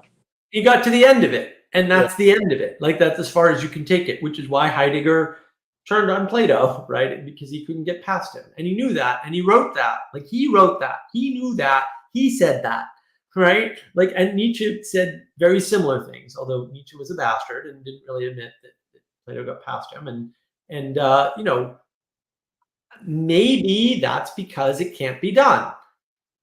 Maybe. I don't know, but I suspect that's the case, like very strongly. After a couple thousand years, you begin to get the idea that, you know, the Lindy effect. After a couple thousand years, maybe you can't get past Plato because you haven't been able to. Fair enough. Like, and I get the critique of critique of critique. This is the postmodern mind virus destroying our civilization. I like that. My buddy Jonathan says that postmodernism is a civilization destroying mind virus. That is correct. Like, yes, it is. It is purely parasitic. You know, I posted my postmodern video earlier. You can scroll up. Yeah, I mean, there is no good in it, right? And this is the one that stumps everybody. He goes, "I'm going to defend postmodernism against you, Mark." And I'm like, "Oh yeah, are you really now? I've played this game a lot, and I'm guaranteeing you ain't played this game as much as I have. Bring it, baby, bring it." And I go, "Show me the good in postmodernism," and that's the end of them. And I usually don't open with that move because that's just mean. Like when you have a nuclear weapon and that's your first shot, that's mean. And I do have a nuclear weapon. I save it for last. But yeah, they can't answer any of my damn questions. It's not that hard. And beware of people who can't answer easy questions. Like, is cannibalism wrong if it's contracted between two individuals? The answer is yes. Cannibalism is still wrong. It's an easy question, right? It takes a 4-second answer. Like, it's not hard, right? And if you can't do that, maybe you're not an ethical person. Like maybe you're not a moral agent in the world, like Sam Harris, who was never a moral agent in the world, by the way. See my video on highest value in Sam Harris. What do we got here? What about the risk of the end of history? I don't know why the end of history would be a concern or a risk. Let's suppose the end of history is about to happen tomorrow. What the hell are you going to do about it? Yes, nothing. That's what you're going to do. Nothing, because you're a nothing person. But let's suppose that the end of history isn't going to happen tomorrow if you enact the good. What should you do? You should enact the good. Let's suppose you don't know if the end of history is going to happen. Should you enact bad things or good things? It's still enact the good. So you can see the way in which, without knowing the answer, without having a prediction, without having an expectation, you can still do the right thing. And that right thing makes all of the bad expectations or the endings or the bad endings less likely. So there's no reason to try to predict that kind of a future, right? So you prepare for the worst, hope for the best, and do the good. Struggle to do the good. I actually came up with this formula. I posted it on Twitter. You can find me on Twitter pretty easily. But I did post this on Twitter. I just want to read it out because I want to make sure I get it right because it's sort of new to me, and I had to write it down to get it. Point at the good, call out bad, spend most of your time doing as much good as best as you are able. Like, I think that's like the formula for a proper life. No prediction, I'm not saying don't ever try to predict anything. I'm saying you don't need prediction. You can point at the good, you can call out bad, you can spend most of your time doing as much good as best as you are able. Like, really, you can do that. It doesn't even take any intelligence. You don't need education, or at least much. Like, you just, like, all these ridiculous things are unnecessary. You can just do that, and you'll live a fairly good life. I know it's very, very Epicurean. Richard, what were you saying about the Peterson Academy? Well, right. Mark, you were talking about the value of participatory learning, and like, what's the benefit of that when Peterson wants to make a BA online for 4,000 versus what my school is 30,000 a semester for in person? Yeah, look, I mean, I love Jordan Peterson. I try very hard not to criticize Jordan Peterson because he's successful. And I don't know what parts of his success are deliberate or which parts, are good and whatnot. But what he's doing with Peterson Academy is probably an error because it's training. And I have a video on training versus education. You should check it out. It's awesome. Mostly because all my videos are awesome. But that one actually, it's a later video. It's really good. Education is all about the knowledge of how to participate in the world. Education has nothing to do with learning facts and figures and getting an A on a test. Nothing. That's training. Right. Yeah, and this is the idea of the liberal arts. That, yeah. It's part of the original idea of liberal arts, of a classical education. Yeah. And we've renamed classical education liberal arts, and that's an error. Like, that's just wrong. They're not liberal arts. That's not what they are. The ancient Greeks were not liberals. They were illiberal by all modern standards. Right. Sorry, it's the illiberal arts, and it's the Western canon. And look, I hate to break this to you guys, and I'm not a conspiracy theorist, so I will just tell you a fact. They did this on purpose. I talked to them. They said, yes, I'm not joking, like this in Boston. We did this on purpose. We renamed it liberal arts so that we could update it all for the modern era. Yes, they did. They did. They deliberately did.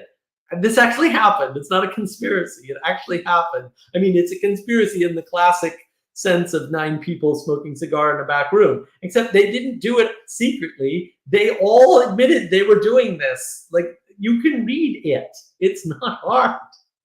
You have to read contemporary literature about these people. But yeah, and look, I mean, I agree. The same problem with PragerU to some extent. Now, the problem is you still need some base level of training, like in some way in. The problem is that works for people like me, it works for people like Richard, it works for people like Jacob, right? Some people are really good at propositional knowledge and turning it into ways to participate in the world. Those people are rare. That's really the problem. And so this is the question. Do you do training at school, right? And so again, my distinction is if you can grade it on a test, it's training. And if you can't grade it on a test, it's education because you're learning how to learn, roughly speaking. Right. Yeah. Like, education is the learning of the ability to forward your own thinking on your own, right? By getting new facts. Well, So, okay, go ahead with. So my point of view is that the end of history happens when there is some kind of impression that we already are in the perfect good and with the perfect knowledge of the perfect philosophy. Well, that would be the end of history if your attitude was utopian, right? But I don't, like, utopia is not real, so it's okay. Conspiracies can be true. Yes, some conspiracies are true. That is the problem. So Mark, because you just said that the education is, what did you say? Learning how to learn for yourself. Right, roughly speaking. Yeah, exacting the skills that allow you to exact more skills or something, right? Like you can expand your own learning on your own using other tools rather than relying on a teacher. So what is the relationship between that and the Western canon? Because I've actually mentioned the program that I'm going through, and basically they're trying to teach you they're trying to educate you through the canon. And you said to me before Right. that isn't good because basically it's already been done. So why? No. It's how you do it. Like, there's nothing wrong with the Western canon, but it matters how you do it, and it matters what you're doing. So, if by Western canon you mean the modern, or rather No. postmodern idea, then you failed, right? But if by Western canon, and Skylar talks about this, so if you haven't seen Agapic Orientation, Manuel's wonderful YouTube channel. Yeah, you need to watch. I subscribe, but I haven't watched. Yeah, Agapic Orientation is wonderful. So on Agapic Orientation, Manuel has a 4-hour video, and it is 4 hours, but it does have the wonderful Skylar in it. And Skylar is wonderful and awesome and super bright, and everybody should engage with Skylar because he's really interesting, even when he's like crazy manic. And also Nick, for Cult Nick, very important. But on there is that video, and in there, Skylar talks about his philosophy teacher, I believe, and his philosophy teacher used to play this trick on them, basically. And what he would say is, here's this philosophy, and he'd present it as though it were true and he believed it. Mm-hmm. And then when he'd start the next section, he'd say, all that stuff I just told you, I don't believe any of that, and it's all garbage, roughly speaking. And then he'd start over and do the trick again. So what you're doing there is you're training people to build frameworks and believe in them, and then you're destroying those frameworks and training to build another one and believe in them. Okay? That is proper education.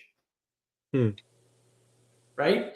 And how do you grade somebody on how good their paper is? Right? Like, that's proper education. So I had an English teacher, and Mr. O'Rourke, awesome English teacher. So this is private school, private Catholic school.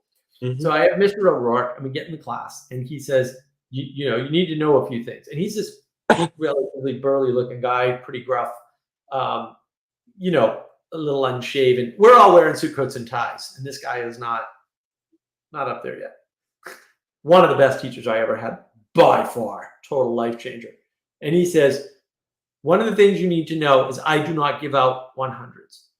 That does not happen in my classes. You know, not never ever, but almost never ever.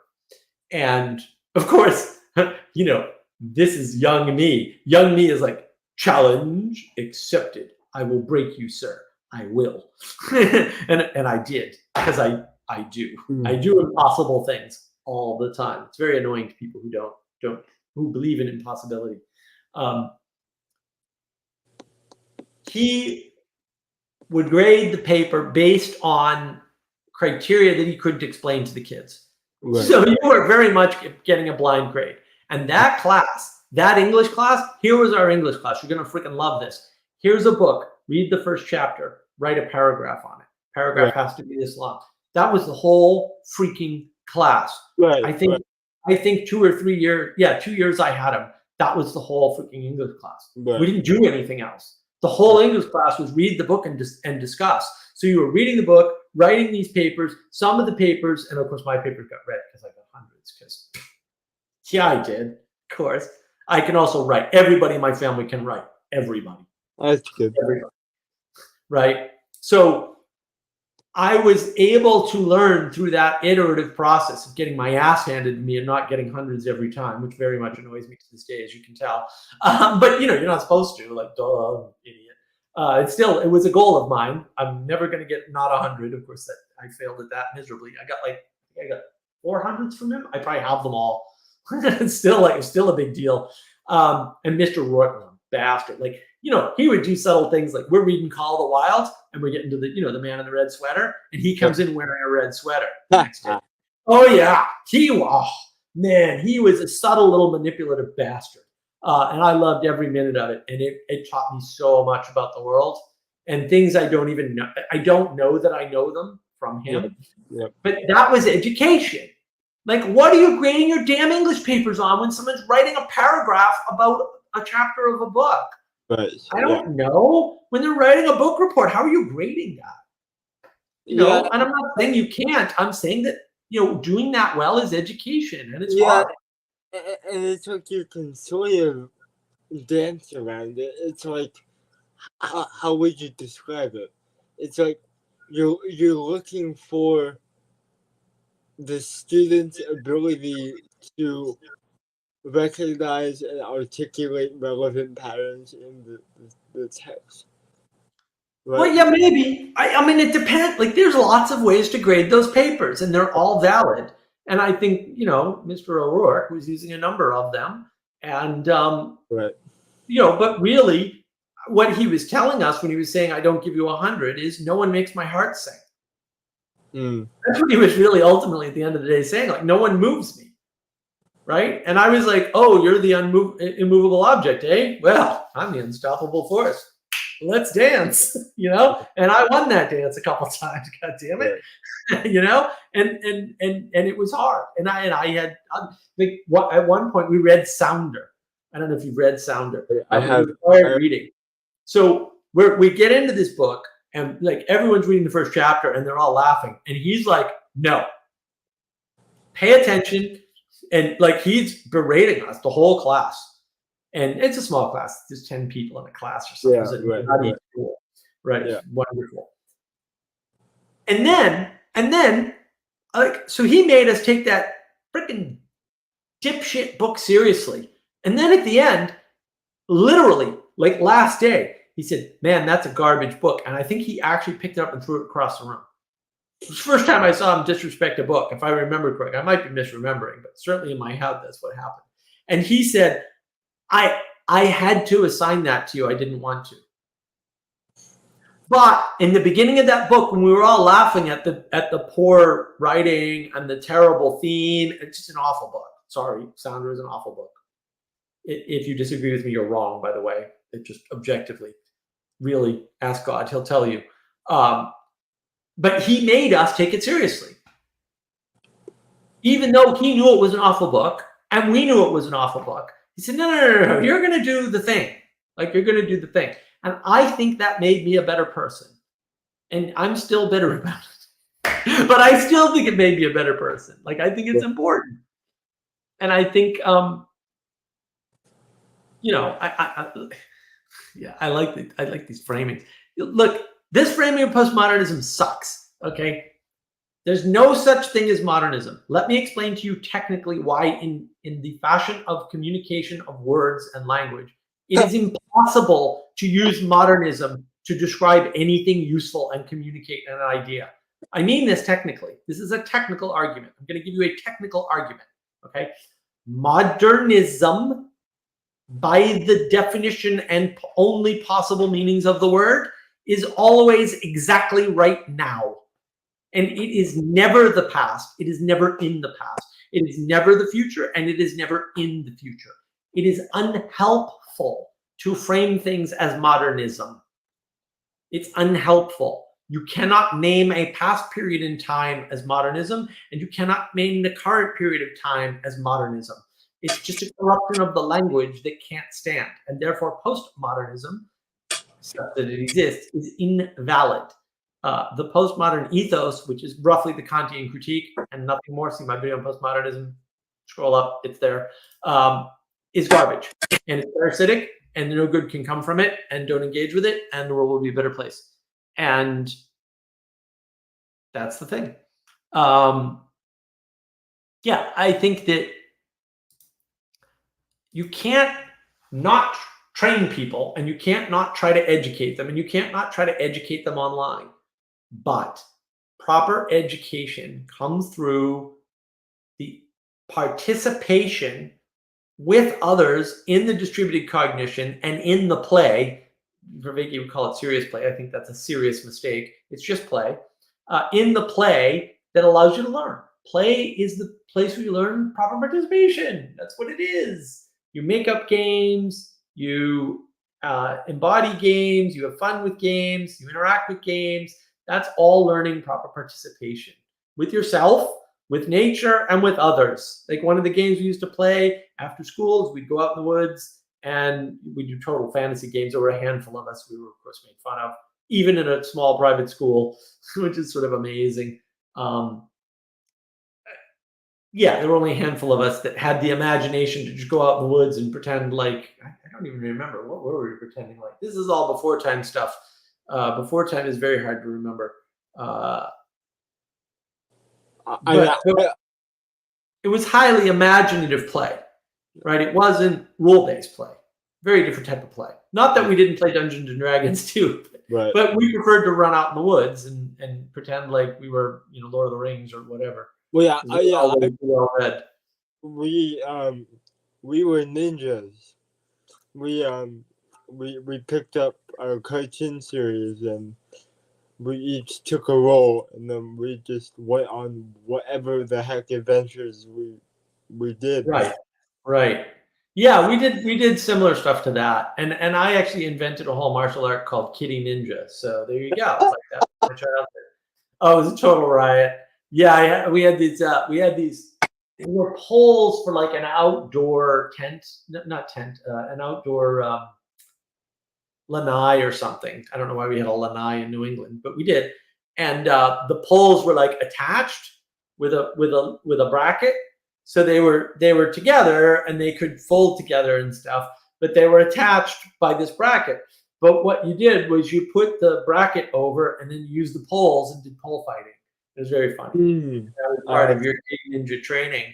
And I bet you're all jealous you didn't learn Kitty Ninja from me, the Kitty Ninja master. So you missed out. I'm not doing lessons anymore, but I mean, if you come up with enough cash, maybe I can make it happen. That sounds like a great addition to the ecology of practices. So maybe well, this is to some extent, though, Richard. I mean, that's funny and you laugh, but to some extent, that's why I'm attracted to ecologies of practices, because I've been making them up my whole freaking life, to some extent, right? Because again, like I am a clueless. I'm not an NONES of the type of traumatized Jewish, Christian, whatever. I'm an NONES. Didn't engage in religion. Have no idea what that was about. Hardly ever went to church, never understood any of it, didn't read the Bible. So what do you do? Well, I mean, you need liturgy. So like that happens, right? These things emerge, right? And so ethics has to happen. Look, I love what Paul Vanderklay says. There are no homeless atheists, right? You live in your car and you don't have food and you can barely, survive actually in the winter in New England in your car. Because this was my life for a while, and you have migraines, you can't sleep more than 2 hours at a shot, you can't sleep more than 4 hours in a 24-hour period. You work your ethics out real quick, or nobody ever hears about you again because you kill yourself. No, really. That's how the world is. So I worked it out. Huh. Well, yeah, because I wonder if intelligence has influence over that, because I can't remember if was Chris McCandless an atheist. He probably never said.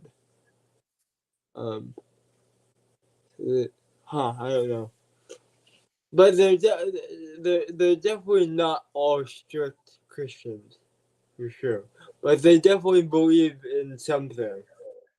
Well, that's the problem. Religion's inevitable. Everybody believes in something. The question is, how does that manifest? And does it manifest in this, quote, secularity? I don't think that's possible. Because secularity is a contrast to the religious engagement, in my opinion. Like explicitly, that's definitionally what it is. And then it's like, well, what religion are you part of? Because, as I like to say, and I hope everybody spreads this quote all around the world all the time, if you believe you do not have a religion, one will be provided to you without your knowledge or consent. Mm-hmm. Religion is inevitable. You're going to be enacting a religion. You'd better know what that is, because it is moving everything you do. Every action you take is informed by whatever religion you are embedded in. And you have to be embedded in a religion. And this is the way that ancient Greeks understood the things. Like they knew that philosophy was embedded within a religion. And so philosophy for them, and I am going to do a video about this. I've been talking about it long enough. I don't know if I can do it off the top of my head, but I could do it with some notes. Philosophy for them was constrained by religion and was designed to provide ontologies, right? So the philosophy bucket consists of ontologies, and those ontologies, like natural science, allow you to justify your behavior within your value system that you're getting from your religion. What philosophy does not do is give you a value system explicitly to the ancient Greeks. That's why I like the ancient Greek definition of philosophy and the way they used it. And I think the modern definition is garbage, and it should be thrown out immediately. And we should go back to the ancient Greek conception because it provides a simple, clear, concise way of understanding these things. It's one that people don't like, that they're rebelling against. I talked about resentment earlier in the stream. We have a lot of resentment and anger because people have been told they're individuals and they're not, and they can't be, and that's not an option. But like, get over it and figure it out, because it's really important that you understand these concepts. Oh, so we've got a question about my dragon. I will tell the story of my dragon. Okay, so where's this dragon over here over my shoulder? That dragon is probably, well, I want to say how old it is. I got that dragon probably when I was 15 years old or 14 years old. That dragon came from the French festival in Biddeford, Maine called La Kermesse, because the French Canadians are a riot and poke the French all the time. At the time that La Kermesse was running, I believe it ran for like 35 years or something. I believe it was the largest festival, a French festival outside of French Canada A. And if you don't say A after saying French Canada, you're saying it wrong. I just grammatical, corrections.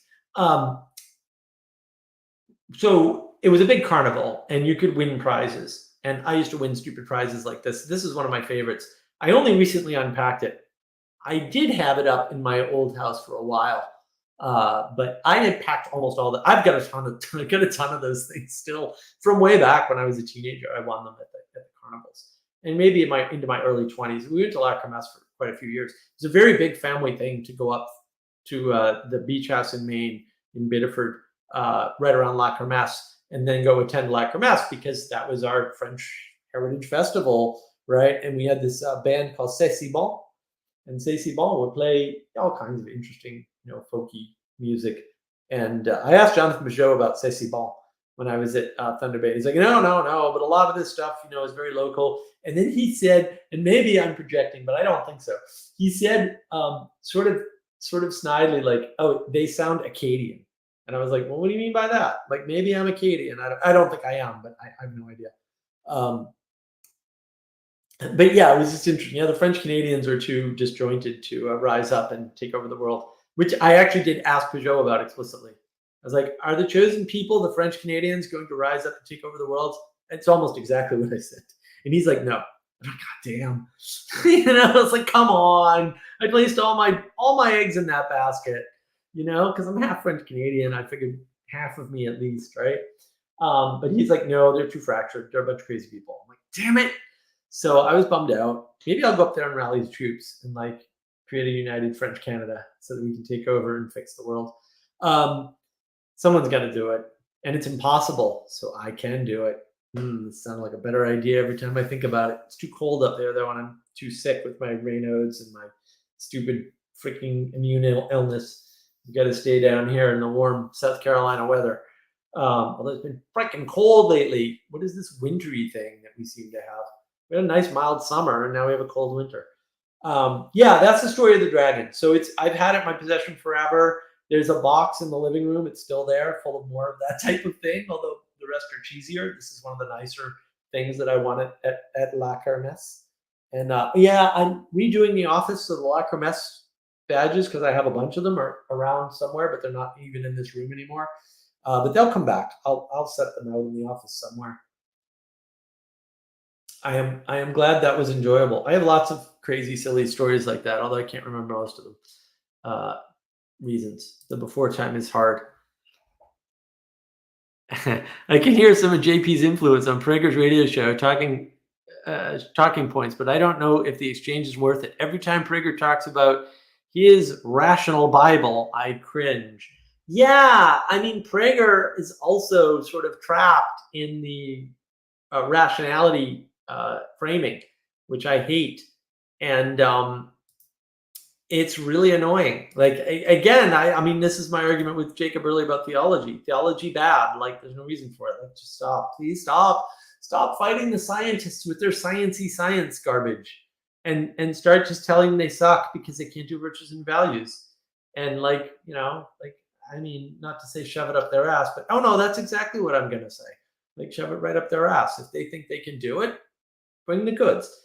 You know, if you think there's a freaking nomological order, then tell me what it is so I can freaking slice and dice your idiotic idea in front of you until you cry. I'm happy with that. I like to win.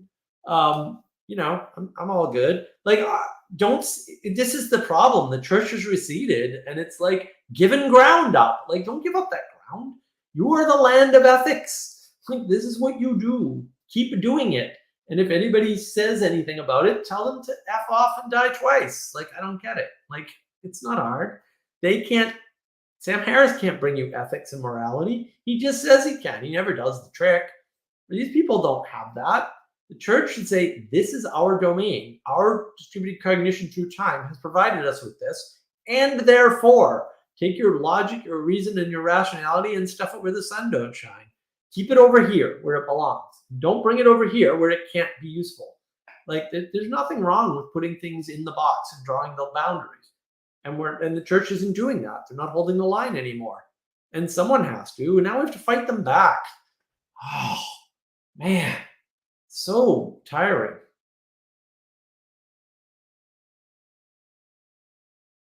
Come on, Richard, enlighten us. What do you think about this?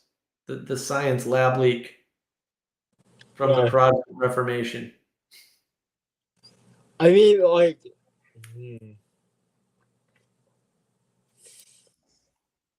it's tough because, like, so, because basically what that boils down to is the argument of if you're not religious, then you'll be evil.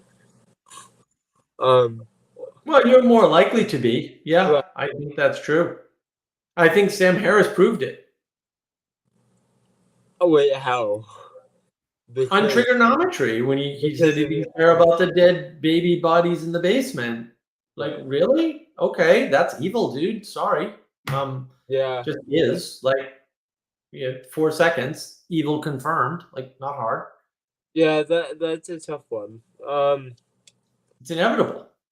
Yeah, for sure. I mean, yeah, and then it's like, yeah, the atheists take away the grounding for their own morals, etc., etc. But then it's like I mean, like, I'm still stuck in the rationalist framework somewhat because, like, if you take that path and you say that the church is the place that gives the nomological order, then you're relying on revelation effectively, and my atheist brain cringes when I think that. But, well, I don't think it gives nomological order. I don't think there's any such thing, but I think it gives narrative order. And that's where nomological order emerges from. I mean, that was Peterson's argument, roughly speaking. Yeah. And by church, I don't mean the church administration. I mean the body of Christ, like all the people, right? Because that's really what it is. And I did want to address this. Did you guys catch the Vervaeke Hoffman on The Reality of Everything? I had to watch that. I can't stand Donald Hoffman at all because he just needs to read a philosophy book, like one once ever. Like, I don't understand these people. Like, I'm not well read, but like, I kind of know some of this stuff is like answered in some of these books. And, like, even some of this, and I love John Vervaeke, but some of the stuff he says about Buddhism, I'm like, dude, I read that book and you missed whole chapters clearly. Like, you just missed it. I don't know what else to say. Like your reading and comprehension is terrible or something, because it doesn't say that. It says the Or- opposite. Or he read too fast. Or you read it too fast. Exactly. It could be. I don't know. Like some people, they just don't, like they skip past stuff. Like they're, there's no Castro. gods. There's no gods in Buddhism. What? Are you high? Yes, there are. Like, what are you talking about? Buddhist temples have icons in them that represent specific spirits that are representative of specific material aspects of the world. And aren't there gods? We can argue about the meaning of God at that point, but like for all intents and purposes, Buddhists worship gods. I don't know what else to tell you about it. Yeah, there's gods in the story of Siddhartha, right? It's all over the place. Like right. Buddha is called the Godhead. I don't know what else to like. What book are you reading? Like really? Like where did you get this garbage from? You complete nutbags, right? I call it a half-theist religion, to be fair to it, right? Because it sort of says like, well, you're supposed to catch up to the Buddha on the road, and then you're basically supposed to kill him and move on. Oh, you're fair enough, but that's half theism. You're a theist half the time. Oh, okay, whatever. I don't care, right? But you know, these guys, Kastrup's got the same problem. Like Hoffman just restates well-known, like actual well-known by people like me who deliberately read zero philosophy, almost zero philosophy, to be resolved as they can get. Not scientifically resolved. That's a different problem. Resolved issues. Like Hoffman's the kind of guy who says, well, you know, really what science has discovered is that, you know, the last question is if a tree falls in the woods, does it make a noise? It's like, dude, this is not a scientific question. He's got dozens of them. Bernardo Kastrup's a nutbag, right? Like Joshua Bach. These guys say things. I watched them on Twitter and stuff, and I'm like, are you guys like did you not go to school? Like, I don't understand. Like, if you went to a school and you went to a college and you're talking like this, either you skipped a bunch of classes, or your reading and comprehension is terrible, or you forgot a bunch of stuff. Like, how did you get out of high school? Really? Like, honestly, it's very frustrating. Like, it's them trying to be edgy. It's probably what it is more. No, they're not. No, I don't think so. I think they're clueless. And they keep saying retarded things that are clearly philosophical and resolved. No, I think they went to high school, they went to undergraduate philosophy, and they read one or two things that allowed them to be contrarian. And why not be contrarian? Or maybe if they studied modern philosophy, or so-called modern philosophy, Right. then maybe. The closest, and you know what's really funny? So I'm rewatching Andromeda, and I said this earlier. Like episode 2 of Andromeda is Meaning Crisis, and I was just like, "Oh, this is so funny! It's Meaning Crisis, right?" I mean, he uses the word meaning, like it's right there. It's beautiful. If you haven't seen Andromeda, it's awesome. Great series. So modern science fiction, in my opinion, is as close as you get to ancient Greek philosophy. And that may seem like a wild claim, but it's not. And let me explain to you why. Mm-hmm. Ancient Greeks conducted philosophy in the following fashion. They would put forth a set of axioms that they did not believe or think was correct on purpose. And they would proceed from that as if it was true in order to explore or exemplify one or two virtues or values, right?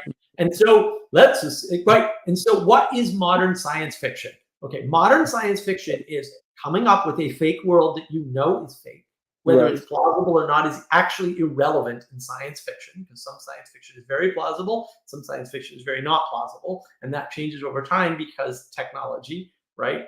But they gin up a world. Maybe it's a world where there's a vessel that you can take and go under the ocean, right? There's Jules Verne, right? Or maybe it's a world where you go to a planet and there are talking dogs. Okay, there are books like this, right?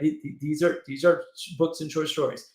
I read, some, not a lot, because I'm not very well read, because I read real slow. We went over this earlier, dyslexic. But I've read a fair amount of science fiction, and I think that's where all my philosophy comes from, right? Because look, Andromeda is great. Andromeda is like, they're not hiding the ball. One of the races in the show Andromeda are the Nietzscheans. No, really, and they're hysterically funny, by the way.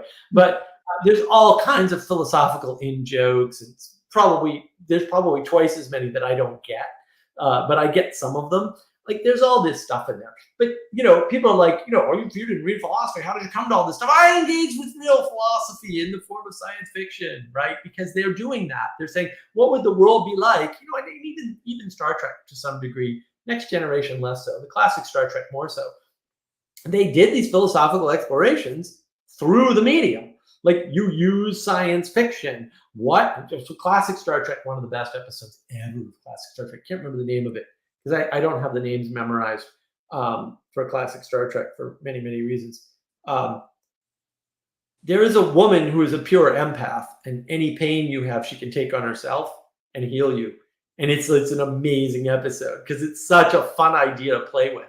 Right. It's not real. Duh. It's not supposed to be real, but it does allow you to play with the moral and ethical implications of being in that situation and what that means. But yeah, and so in the philosophy of mind class, we watched the Star Trek episode of Data being prosecuted.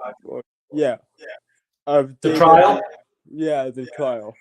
The trial to see whether or not he could be treated as an android, or if he had to be treated like a sentient being. Yeah, that was a good exactly. And like, that was us using Star Trek in an actual college level philosophy class. So, Well, that's great. That's great.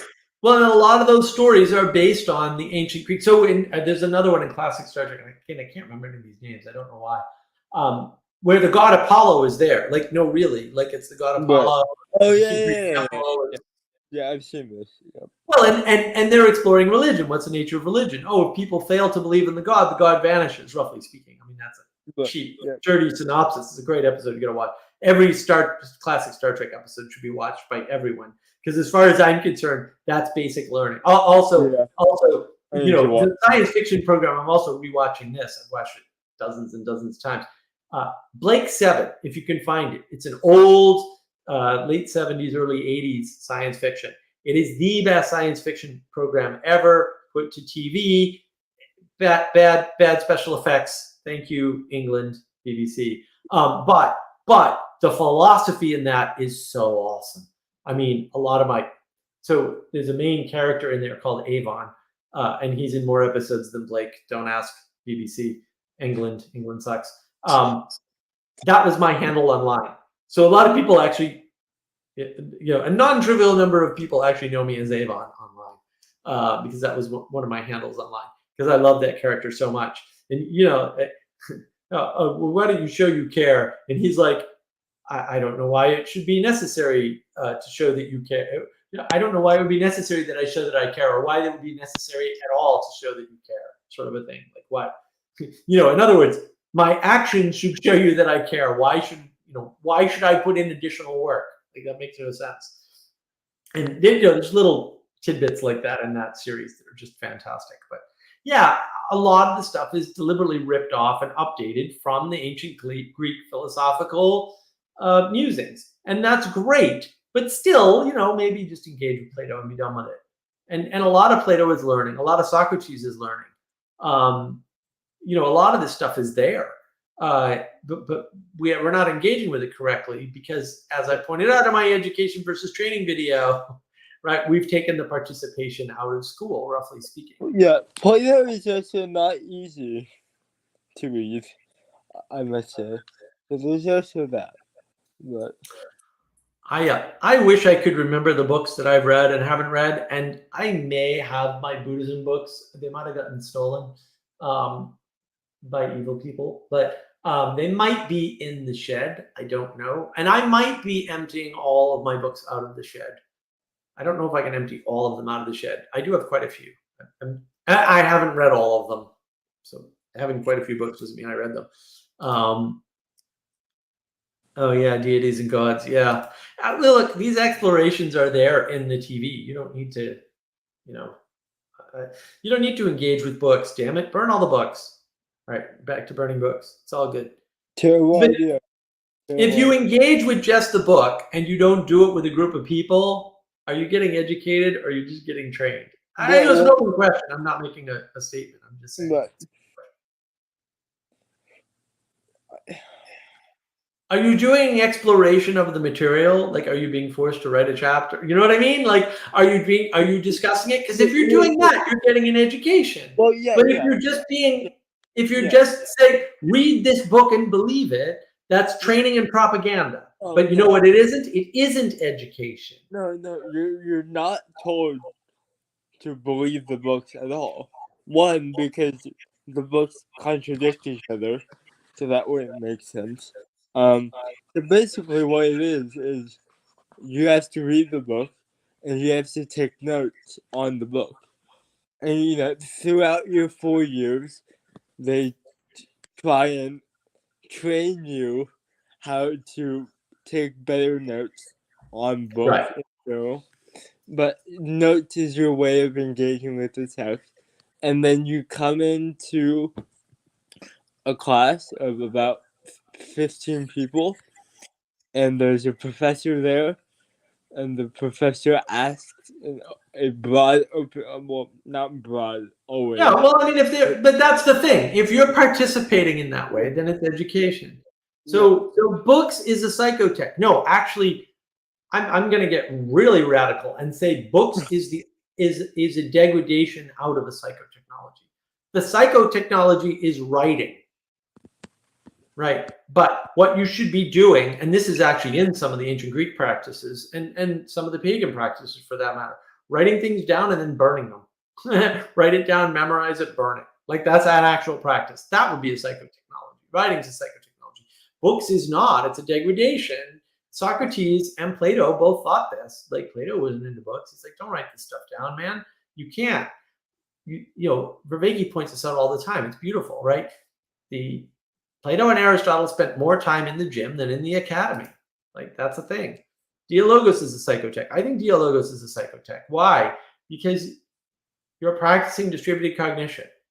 And distributed cognition is an upgrade from individual cognition, which don't think for yourself. You can't think for yourself. See Jacob's video. It's great on propaganda. You can't think for yourself. That is true. You cannot think for yourself. That's not happening. But it is that discussion, that interaction with the other students and with the teacher that makes it education. Well, and then we also get the writing part as well, because you're required to write. They call it a poll question. So the professor will give 1 to 3 questions about the text, and then you have to write a 300 to 600 word response to that for each book. Just you pick one question, and then each semester you also have to write a paper for a chosen topic of at least 2,500 words. The word count increases each semester you go, but writing, you know, a big part of the program is reading, speaking, writing, right? And those are the big 3 things it's trying to teach you to do, to educate you to do. So, yeah, not a bad program at all, I'd say. Right, then that's good. That's educating. Like if that's what you're doing, then that's education, and that's good. But it does matter also what you're being educated in, right? Because if you're being taught critical theory in that way, then that's not good. Critical theory is garbage. No, so like, what did we read this semester? We did the Iliad, the Odyssey, we did Sophocles, we did history of the Peloponnesian War. We did Aristotle. We did Plato. Oh, good. All right. So you're getting a classical education. Yeah, I am. Right. That's what I care about. I don't like this term humanities. So what's this comment? I'm always like, hey, I'm doing the exact same thing that I'm criticizing. I've noticed a lot of recursion and hypocrisy in myself. Well, yeah, you do. But you know what? Hypocrisy is not necessarily a bad thing and is probably inevitable. Right? Because at least you're this is easy. People think it's hard. It's easy. Believe it or not, like, hold on to your horses. We don't live in a perfect world, and we're not gonna. It's not gonna happen. Okay, it's not gonna happen. We're not gonna live in a perfect world. It's not an option. Okay. So what does that mean? Well, that means that we live in an imperfect world. When the standard is everything has to be perfect, hypocrisy is everywhere. It has to be, because we don't live in a perfect world. Okay. But hypocrisy is not everywhere, because it is perfectly reasonable to say thou shalt not kill. Okay. And then end up realizing that that's not a possible situation to avoid in all cases for all people at all times throughout the course of history. Right. So at that point, you kind of realize that hypocrisy is inevitable. And the question is, are you just being hypocritical? And that would look something like, am I engaging in the world in a way that I am violating my own principles? That's a problem. That might seem like hypocrisy, but it's way worse, right? If it's, well, thou shalt not kill, and then somebody attacks your family, like with a deadly weapon, and you kill them, are you a hypocrite? I don't think so somehow. Like, I don't think that applies. If it's the exception to the rule, that's what proves the rule. That's not hypocrisy. If it's too often, and I don't care to define that, then it's hypocrisy. Now, this is one of the problems of postmodernism, see my video, is that we get into this critiquing cycle that we can't get out of. We get into this parasitic cycle that we can't end. And that's a problem. And we shouldn't do that. We should be careful about that. We should, we should avoid postmodernism, the civilization destroying mind virus, at all costs. Yeah. All right, Richard, I'm pretty tired, so I'm going to close it down. What do you got for closing statements, sir? My closing statement is that I am also tired. So, I'm also going to go to bed. So, but it was good talking to you. I'm glad that my education is a good education. I was wondering that. But yeah, what I suspected was true, was that it is. And now I have to watch Star Trek as well. Good. Watch Star Trek, watch Andromeda, watch Blake 7, all good stuff. And look, I mean, some people will educate themselves, and that's why I have no fear for whatever you're taking, because it's not gonna. You're gonna get on the right path for sure, because you have the right level of curiosity and the right mind to engage. And that's the issue, is that people that don't have that are going to be prone to propaganda and brainwashing and all sorts of wacky stuff. But you're not one of those people, so I'm not too worried about it. But I'm glad to know that you're in a good school that's doing what I would consider the right thing. I think I can justify considering that the right thing on things that aren't not the right thing. And I'm glad you engaged, because it's always good to have help. And maybe I'll start enforcing a rule that you can't come on without a monocle or something. But I don't need everybody to be a pirate. I can just be the lead pirate that runs the ship, cyberpunkish and all. Yes, I am not opposed. So I will look into it and see what I can do. $10 on Amazon, my friend, and it's beautiful. I like the blue. It's got blue. It's got these. Yeah. Oh, they're secondary lenses. Can you It's move great. them up and down? Oh yeah, everything moves. Yeah, yeah. Although I can't. I gotta look at this. There we go. Where am I? There we go. Oh yeah, it all moves. It works. Yeah. I put this in front. I can't see a damn thing. Yeah. I mean, in theory, I could if it helped. No, two of them makes it worse. They are actual magnifying glasses, though. Plus, it's blue, so it's funny because one eye's covered and one's covered in Right. blue, right? Right. The other eye's not covered, so I get this weird thing when I'm reading the screen, and then I've got my freaking tripod in the way. I got to fix this camera setup. So yeah, it's kind of wacky, but hopefully, hopefully everybody appreciates my having fun with navigating live patterns instead of navigating non-live patterns. But thanks everyone for joining, and I was so glad to see Teo. And if Jacob can stop causing trouble, that would be nice. But I don't think he can help himself. We'll see if he can train himself up. You and Jacob. We love Jacob anyway.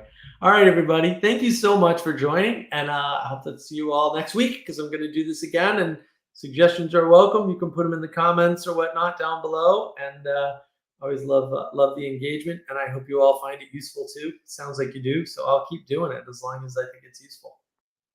Yeah. Goodbye, people. Arrgh.